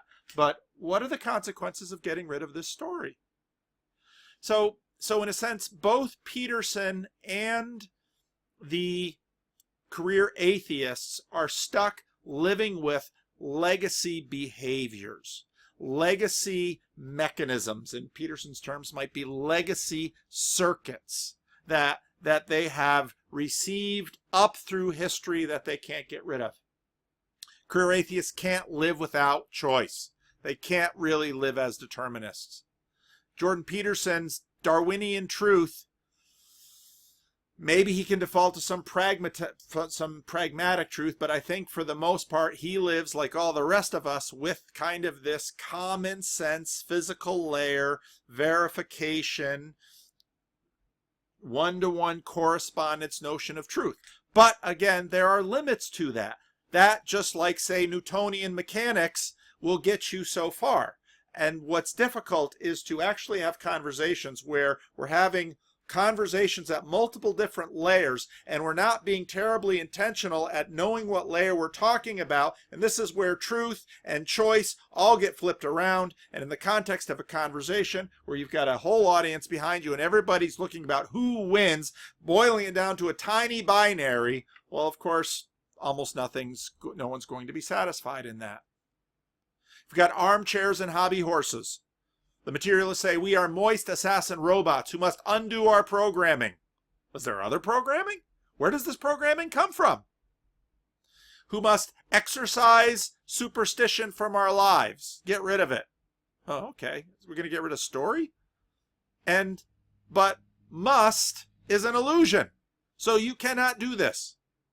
Now, Peterson, we can only know what with that which promotes survival. How long will we live? And this is part of the dilemma of Peterson's approach, is that he is in a sense saying the stuff we are playing with takes hundreds, maybe thousands of years to know the ramifications of, and none of us are alive to see it. And in a sense, his argument therefore is you must look back.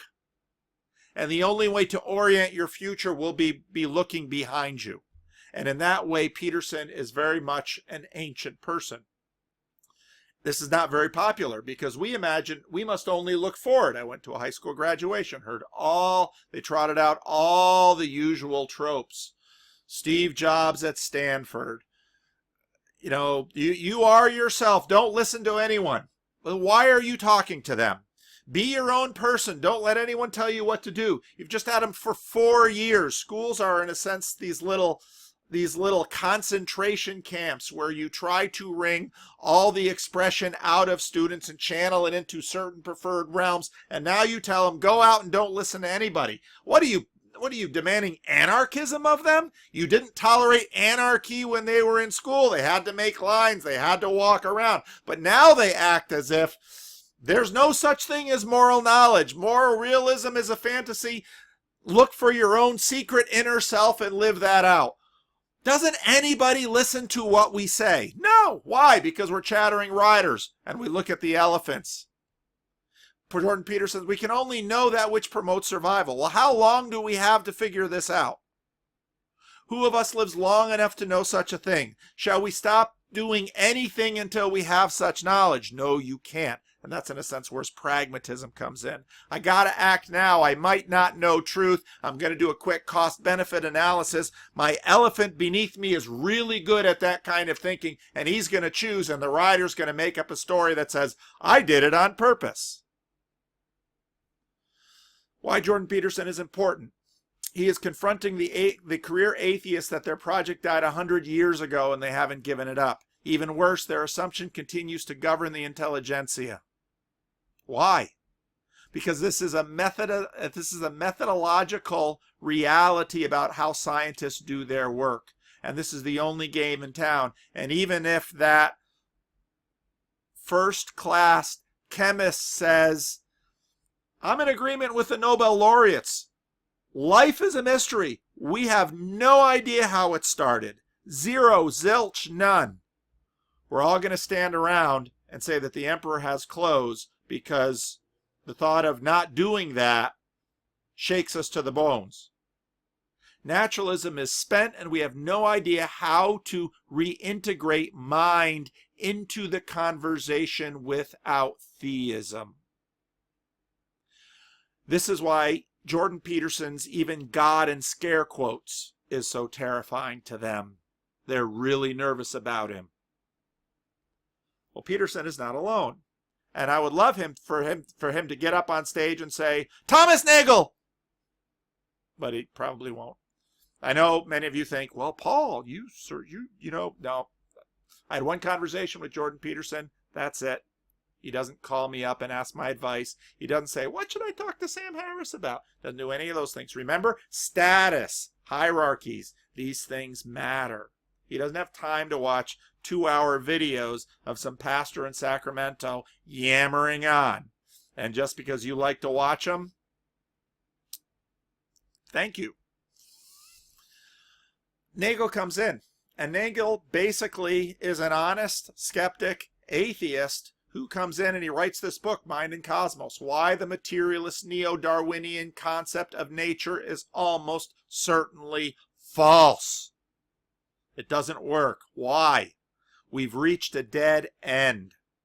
That's what the chemist says. It's a dead end. Well, maybe we'll keep working at it. We should keep working at it. But it doesn't help if we keep saying, oh, we know how this happens. And then you get to a certain level in your career and you discover, we have no idea how this happens. So keep working at figuring it out. Nagel comes around and says, materialism is spent. It's spent. It's corrupt. It's bankrupt. It should be gotten rid of. The reason, just like with chemicals in life, the reason we don't get rid of it is we don't want to look bad. The chattering riders are worried about how the elephant looks.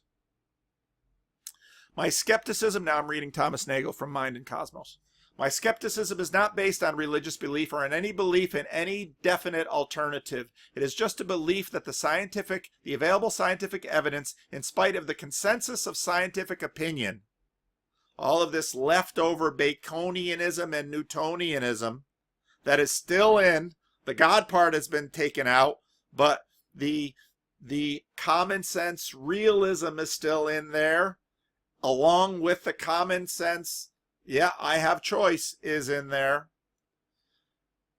It is just a belief that the available scientific evidence, in spite of the consensus of scientific opinion, does not in this matter rationally require us to subordinate the incredulity of common sense. That is especially true with regard to the origin of life. The world is an astonishing place, and the idea that we have in our possession the basic tools needed to understand it is no more credible than it was in Aristotle's day. Boom! Progress? We haven't progressed since Aristotle? Well, we certainly know more, but something's gone amiss. That it has produced you and me and the rest of us is the most astonishing thing about it. If contemporary research in molecular biology leaves open the possibility of legitimate doubts about a fully mechanistic account of the origin and evolution of life, dependent only on the laws of chemistry and physics, this can combine with the failure of psychophysical reductionism to suggest that principles of a different kind are also at work in the history of nature, principles of the growth of order that are in their logical form teleological rather than mechanistic.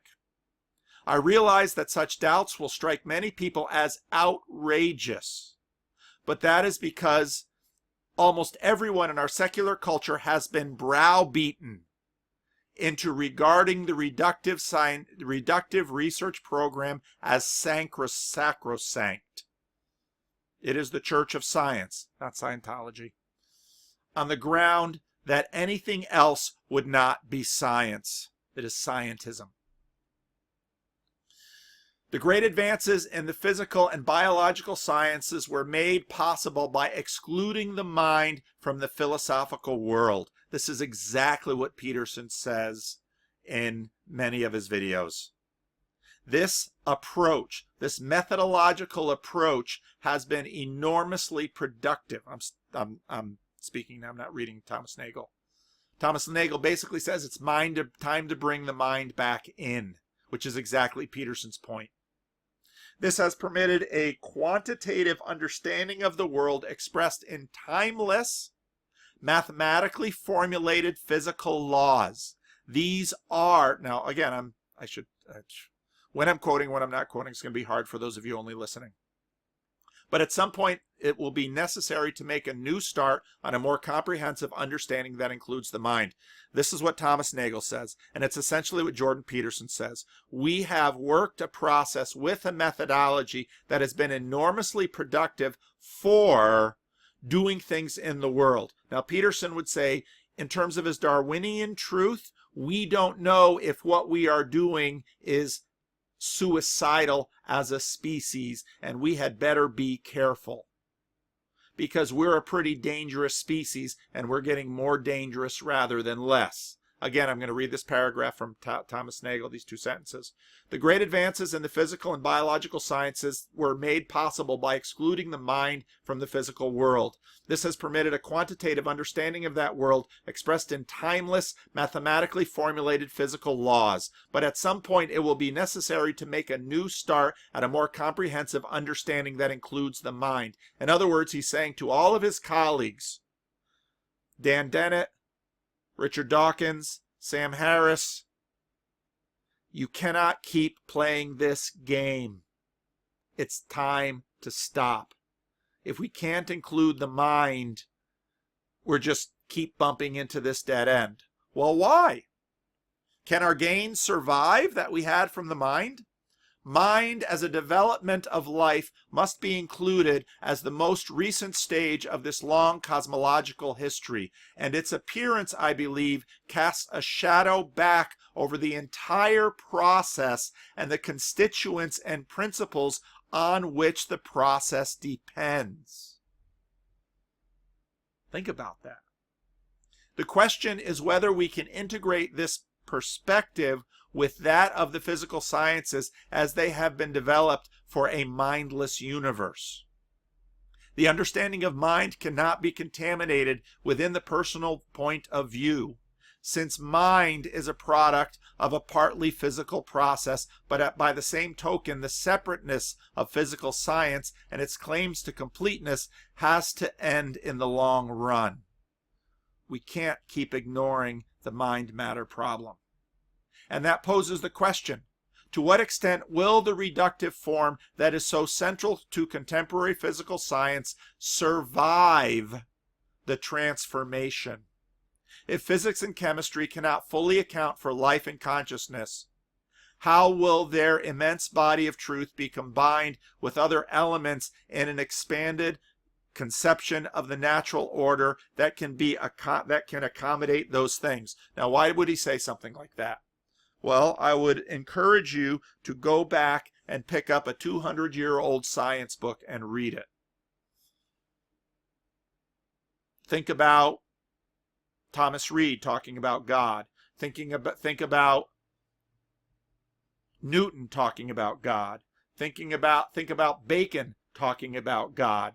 Now, however you discern the quality of their Christian morality, God was built into that deep.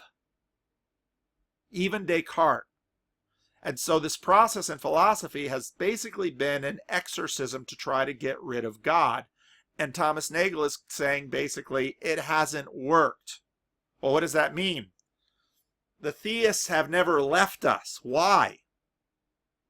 God's always been with them. We're trying to get rid of God. The theists keep him around. Well, why do the theists keep him around? He's really handy. Well, why is he really handy? He's really handy for all kinds of things. He's handy in terms of morality, because we have a should and an ought, and it's built into the God system. He's handy because of the truth. This common sense truth works for Christian philosophers and Christian scientists, and they don't do circles about,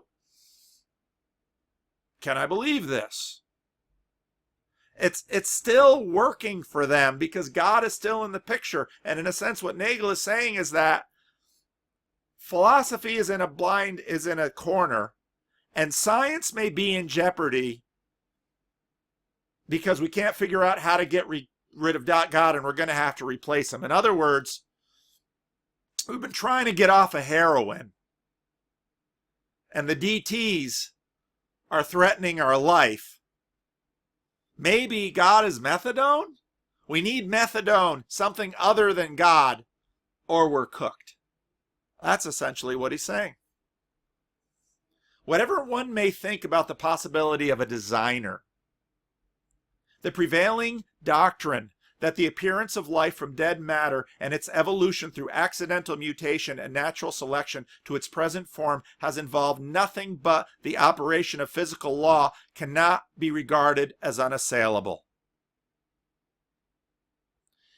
It is an assumption governing the scientific project rather than a well-confirmed scientific hypothesis. In other words, you're still betting on miracles. You're betting on the miracle of the Big Bang. You're betting on the miracle of life because you don't have an answer for those. And you've been going for a few hundred years without the answer for it. And you're at a dead end. It's time to stop. I confess to an ungoverned assumption of my own.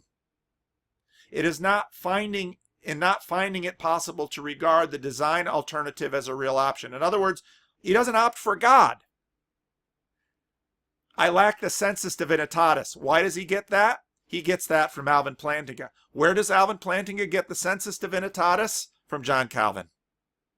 I lack the sensus divinitatis that enables, indeed impels, so many people to see in the world the expression of divine purpose as naturally as they see a smiling face, the expression of human feelings. In other words, Christians see meaning. Christians see purpose. Why is Jordan Peterson the gateway drug to Christianity? Because he is giving them a taste of meaning.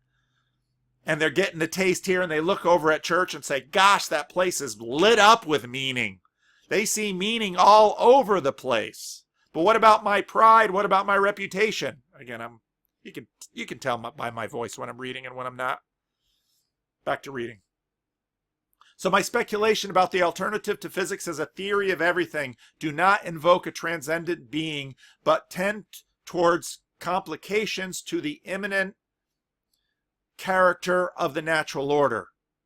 That would also be a more unified explanation than the design hypothesis. I disagree with the defenders of intelligent design and their assumption, one which they share with their opponents, that the only naturalistic alternative is a reductionistic theory based on physical laws of type with which we are familiar. Nevertheless, I believe the defenders of intelligent design deserve our gratitude for challenging a scientific worldview that owes some of the passion displayed by its adherents precisely to the fact that it is thought to liberate us from religion. In other words, motivation.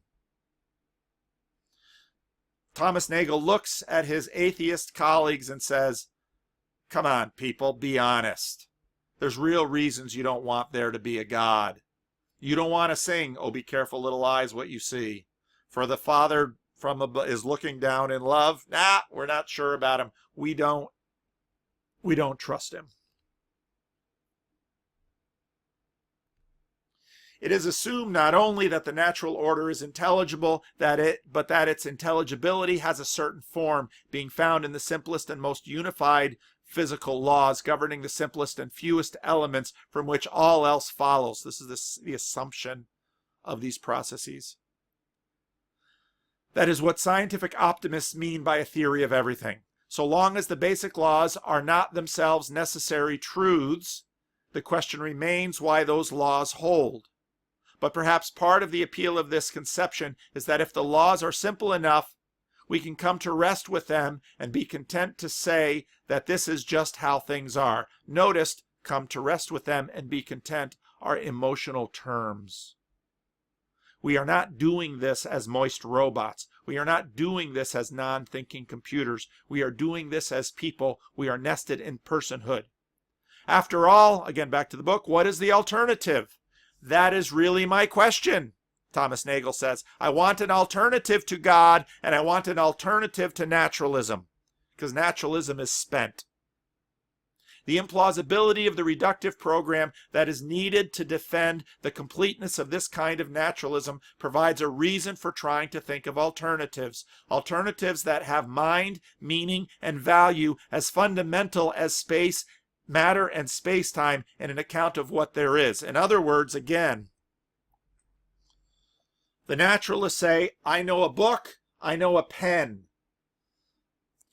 But the naturalists really can't come to terms with what's in the book or what's in my head. Or because I am much more a merger of story and matter than this book. Me. I have choice. I am not a book. I am not a robot. And to say that I am, go ahead and say it. The minute you try to contradict me, you betray your beliefs. Just as much as if I did something horrendously unchristian right now. Now, I know there are Christians out there thinking what I'm doing is horrendously unchristian. Every now and then you can find them in the comment section. But this is the game.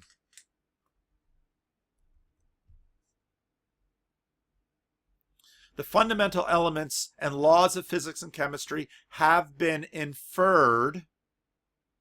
These are supposedly Delahanty's axioms. They have been inferred to explain the behavior of the inanimate world. And the inferences keep wobbling if Sheldrake is correct that the constants keep changing. Something more is needed to explain how there can be consciousness, thinking creatures whose bodies and brains are composed. Oops. I guess I missed the sentence. At the other bounds of the world, encompassing everything in it, including the law governing natural order revealed by science, theism placed some kind of mind or intention, which is responsible for both the physical and the mental character of the universe. In other words, Peterson's argument that if you can explain more things, if you can both explain the book and the pen and not just my physiology, but my behavior, you have dominating, colonizing truth. In other words, you can stop my body with a bullet or a heart attack or a car accident, but I've already gone viral out into the world. Now, I may not be a very, very big virus, but I've already made ripples in the pond. And unless your theory can really account for that, your theory is weak and will be colonized. Prepare to be assimilated. So long as the divine mind just has to be accepted as a stopping point in the pursuit of understanding, it leaves the process incomplete. And this is the frustration. Just as the purely descriptive materialist account does. Nagel looks at both and says they're dead ends. Why is it so frustrating when you say, okay, what caused the Big Bang? The materialist, something. Or I was listening to the Unbelievable in the podcast prior to the Jordan Peterson one, and nothing rolled over into something. Yeah, right. That's poetic. What caused the Big Bang? God. It all ends with God, doesn't it? And again, I understand people, atheists, frustrated that you can't get behind him. Well, you can't get behind either. Well, what might that suggest? That there are limits? Here's what it really suggests. There are limits to us. Didn't we know there are limits to us? We have had pretensions all along that there are not limits to us. Read Genesis 3. We've always wanted to be God. And in fact, this entire project is in search of trying to become that. Back to Nagel. For either materialistic or theistic explanation to provide a complete understanding of the world, it would have to be the case that either laws of physics or existence and properties of God, and therefore of his creation, cannot conceivably be other than what they are. Physicists do not typically believe the former, but theists tend to believe the latter. This doesn't mean that a theistic view must be deterministic. God's essential nature may lead him to create probabilistic laws, probability, pragmatism, and beings with free will, whose actions are explained as free choices. But some kind of divine intervention would underpin the totality. It's called providence. It's called miracles. It's what people have believed from the start. It's what the majority of the world has always believed. And I don't think the belief is going away anytime soon. The interest in theism, even to an atheist, one person made a comment to me, why do all the atheists keep talking about religion? Why can't they leave it alone? Well, the career atheists can't leave it alone. Why? The interest of theism, even to an atheist, is that it tries to explain in another way what does not seem to be capable of explanation by physical science. The inadequacy of the naturalistic and reductionistic world picture seem to me to be real, says Thomas Nagel. There are things that science, as presently conceived, does not help us understand, and which we can see from the internal features of physical science that is not going to explain. They seem to call for a more uncompromising, mentalistic, or even normative form of understanding. Theism embraces that conclusion by attributing the mental phenomena found within the world to the working of a comprehensive mental source, of which they are miniature versions. Thomas Nagel. I'll continue.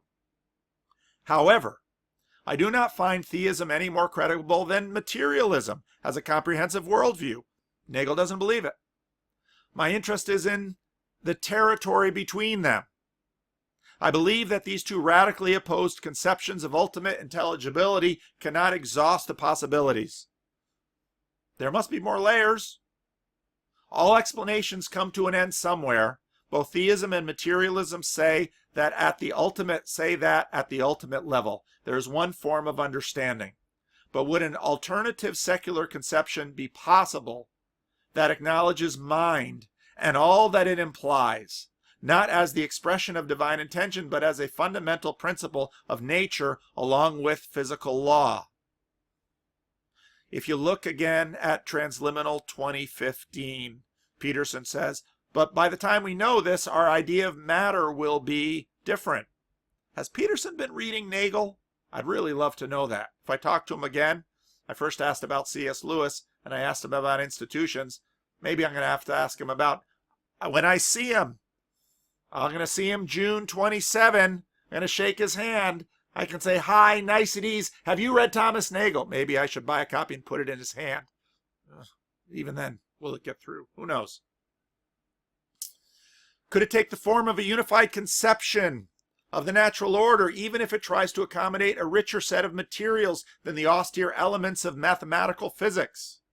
But let me first say a bit more, for dialectical purposes, about the opposition between theism and materialism, materialist naturalism, and what is lacking in each of them. This is his complaint about theism. Structurally, it is still a Cartesian ideal, but with the leading role played by evolutionary theory instead of by an a priori demonstration of divine benevolence. Oops, sorry, he's talking about materialism. But I agree with Alvin Plantinga that unlike divine benevolence, the application of evolutionary theory to the understanding of our own cognitive capacities should undermine, though it need not completely destroy, our confidence in them.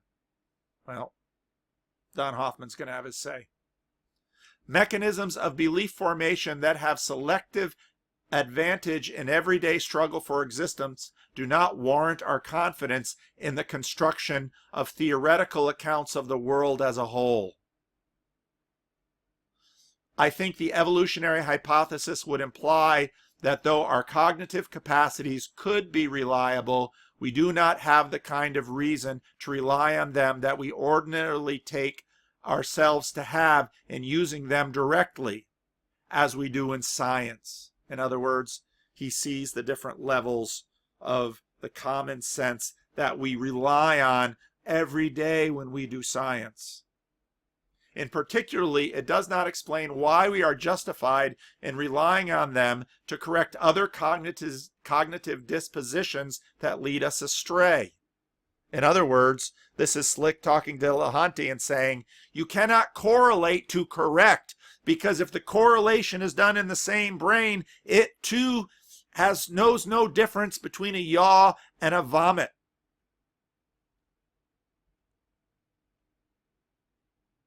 The evolutionary story leaves the authority of reason in a much weaker position, unless, of course, you're C.S. Lewis and have a supernatural tie into it. That's me, not Nagel. This is even more clearly true of our moral and other normative capacities. If this is true of trying to figure out a pen, it's really true about morality. I agree with Sharon Street that an evolutionary self-understanding would almost certainly require us to give up our moral realism, the natural conviction that our moral judgments are true or false independent of our beliefs. Evolutionary naturalism implies that we shouldn't take any of our convictions seriously, including the scientific picture on which evolutionary naturalism itself depends. C.S. Lewis came to that conclusion in the 1940s. Did Whitehead come to that conclusion even earlier? Why is Jordan Peterson important? There are some dead ends right now that we don't like to own up to. There's a popular front of optimism and confidence. The riders like to make the elephant look good. This is a non-religious eschatological propaganda. We have some working theories that have yielded benefits, but we don't know how much and even whether or not they can last. Thomas Nagel has doubts what we can pull into the next attempt to construct our world without God. this gets really interesting in the light of the whole Jordan Peterson thing. Why? Why have we gotten here with Jordan Peterson? Jordan Peterson is saying the next stage that our democracies seem to be in is an anti-scientific dogma. We've got the secret, sacred self, which is fundamentally religious. And if we embrace that, if we deny, let's say, the relationship between biological sex and gender, we're going to lose science. Is Jordan Peterson talking and seeing? Are his watchers seeing some of what Nagel is talking about? 50 years from now, will Thomas Nagel be considered a prophet? I think what's happening is we've got some working theories. Oh, no, Cortana. Oh, Cortana. Shh.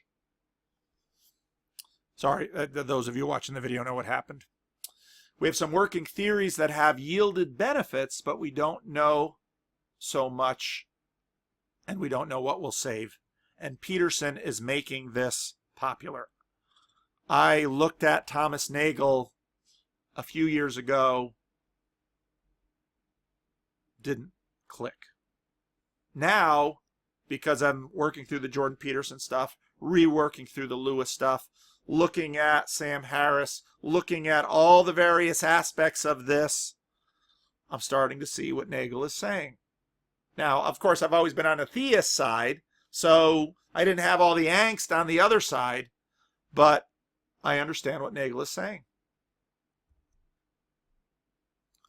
Why will there be so little satisfaction from the Jordan Peterson, Sam Harris conversations? Well, is there going to be a winner? Well, no. Why? For the same reasons that in terms of I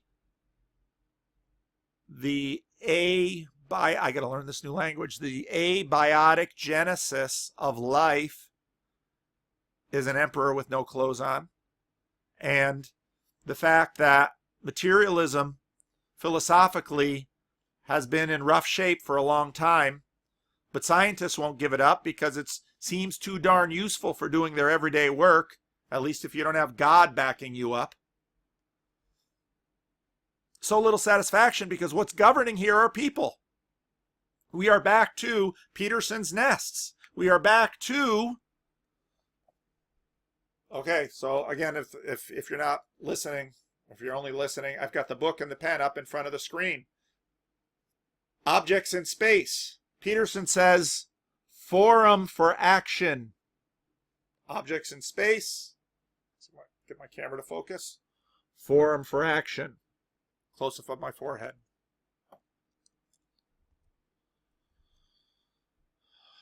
Why so little satisfaction? The questions are hard, really hard, and maybe beyond us.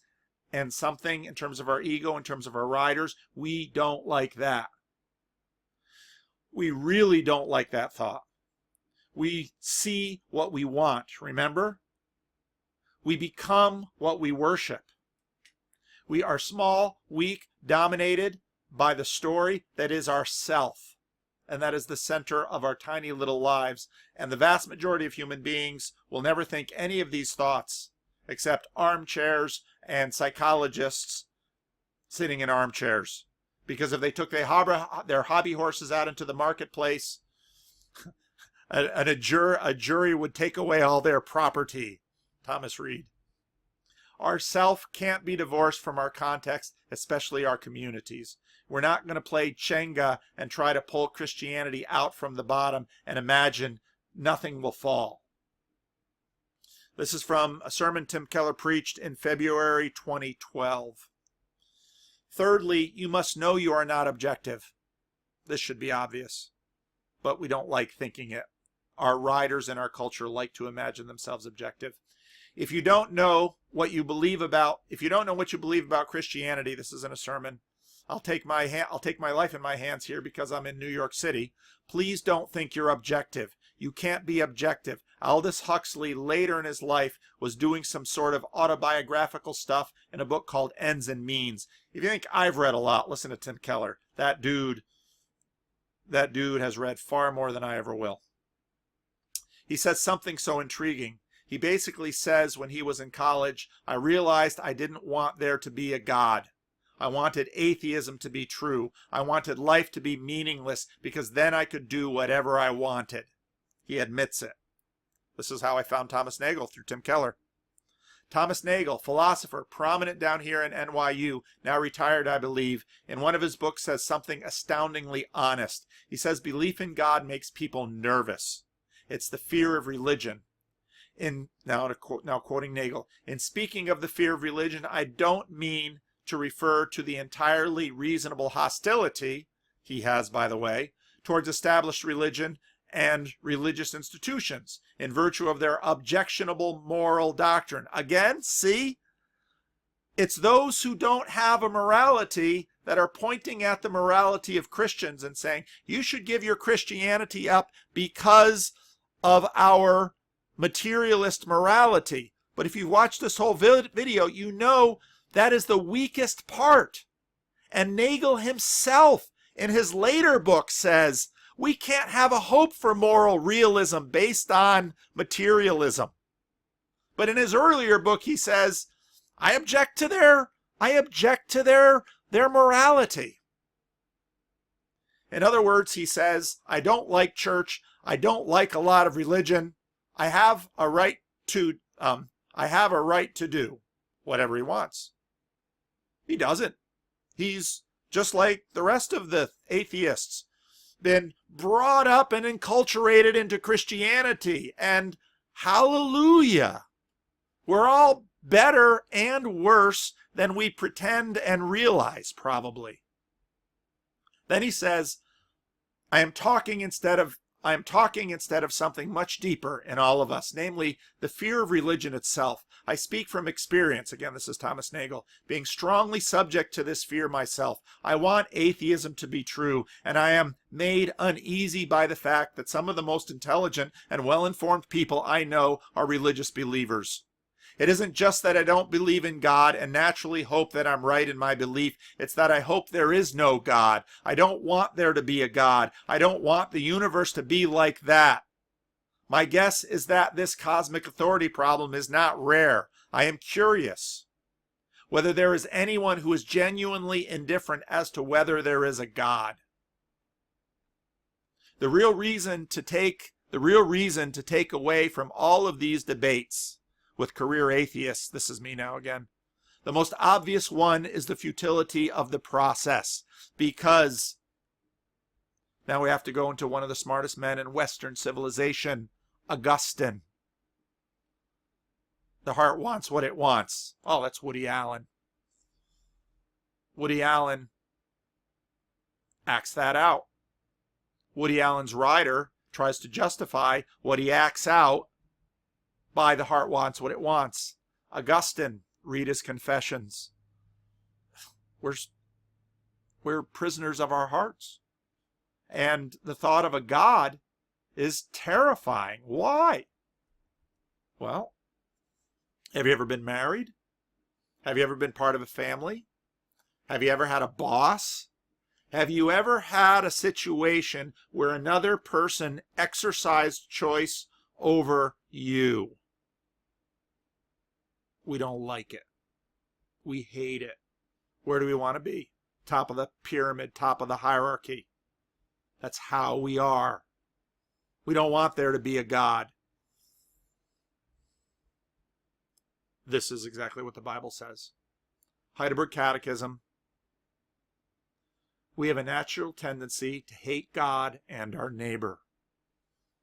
Why is the commandment at the top of the commandment hierarchy, love the Lord your God with all your heart, soul, mind, and strength, and love your neighbor as yourself? Religious people have been talking about this forever. Christianity has been talking about this forever. Even when I talk to really smart atheists, I've got a whole bunch of new ones that are my friends. And when I say this, you know who you are. I won't out you. It's love, right? Love's everything. Even if you've given up Christianity, you're not giving up on love. Well, what about those societies that say it's power? No, they're wrong. Well, suddenly we found moral realism. Suddenly we found moral knowledge. This is built into us. It's coming from below and it's coming from above, and we're right here in the middle. Is it so crazy to believe that what we believe comes down to interpersonal and ego? I've been talking to a lot of Buddhists. Ego. Listen to Joe Rogan.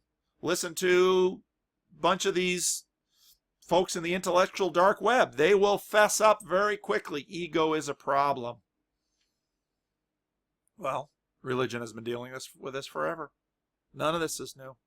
Is it so crazy to believe that what we believe comes down to interpersonal and ego? We are loath to give up our God-like pretense.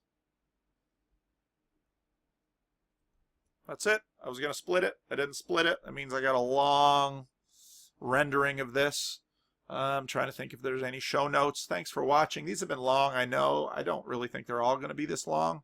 One of the things some of you who've been watching me for a while may realize is that I'm pretty spontaneous. And when I get an idea, I make my PowerPoint and I make a YouTube, and sometimes they're long and sometimes they're short, and you're just sitting at the mercy of my personhood. So sorry about that. Fortunately, I'm easy to, if you lose your attachment to me, there won't be many consequences in your life. But I hope this is helpful. Again, for me, this is thinking out loud. Upcoming things. Some of you have asked about meetups. One of the things that I'm seeing is so many people are making contact with me and saying, I really want to talk about Jordan Peterson, but I have no one to talk to. And I don't live anywhere near Sacramento, and I really want to talk to other people. And I'm trying to figure out how I could organize this. Now, if you've ever organized these kinds of things, you have to realize it's not just a matter of grabbing people and doing it. When you're in meat space or nose to nose or belly to belly, there are lots of other things that are involved that we're certainly not conscious of that help make these things work. And so just having a big hangout with a whole bunch of people won't necessarily be a pleasurable experience to either participate in or watch. But one of the things that, because I'm not so high up on the food chain, that I have enjoyed is all of the wonderful things that many of you have sent me. Books. I thanked one guy who sent a book on some Jungian stuff. This looks really interesting, so thank you. I intend to take a peek at it. Someone else, and you know who you are, sent me this. Fascinating. Thank you. And I'm really honored and privileged. This came all the way from Europe. So I'm humbled by this, and I'm blown away. And this has been one of the most fun little whimsical experiments I've ever had in my life. It's been cool. So we'll keep going. And some of you, you know, that the Patreon thing is funny because I wasn't going to do that. And I'm still working with the deacons to set up online giving for church, because if, you know, you wanted to support this and you wanted a tax deduction and you're an American citizen who pays U.S. taxes, obviously contributions to the church are tax deductible. So cool. But I did start a Patreon account, and I was a little leery too, because I knew that, you know, you start sending me money, I start feeling obligated to keep doing these videos. It's a very crafty way of keeping me in this game. So here I am, and it's been great. So thanks for watching. Thanks for everything. What does Truman say?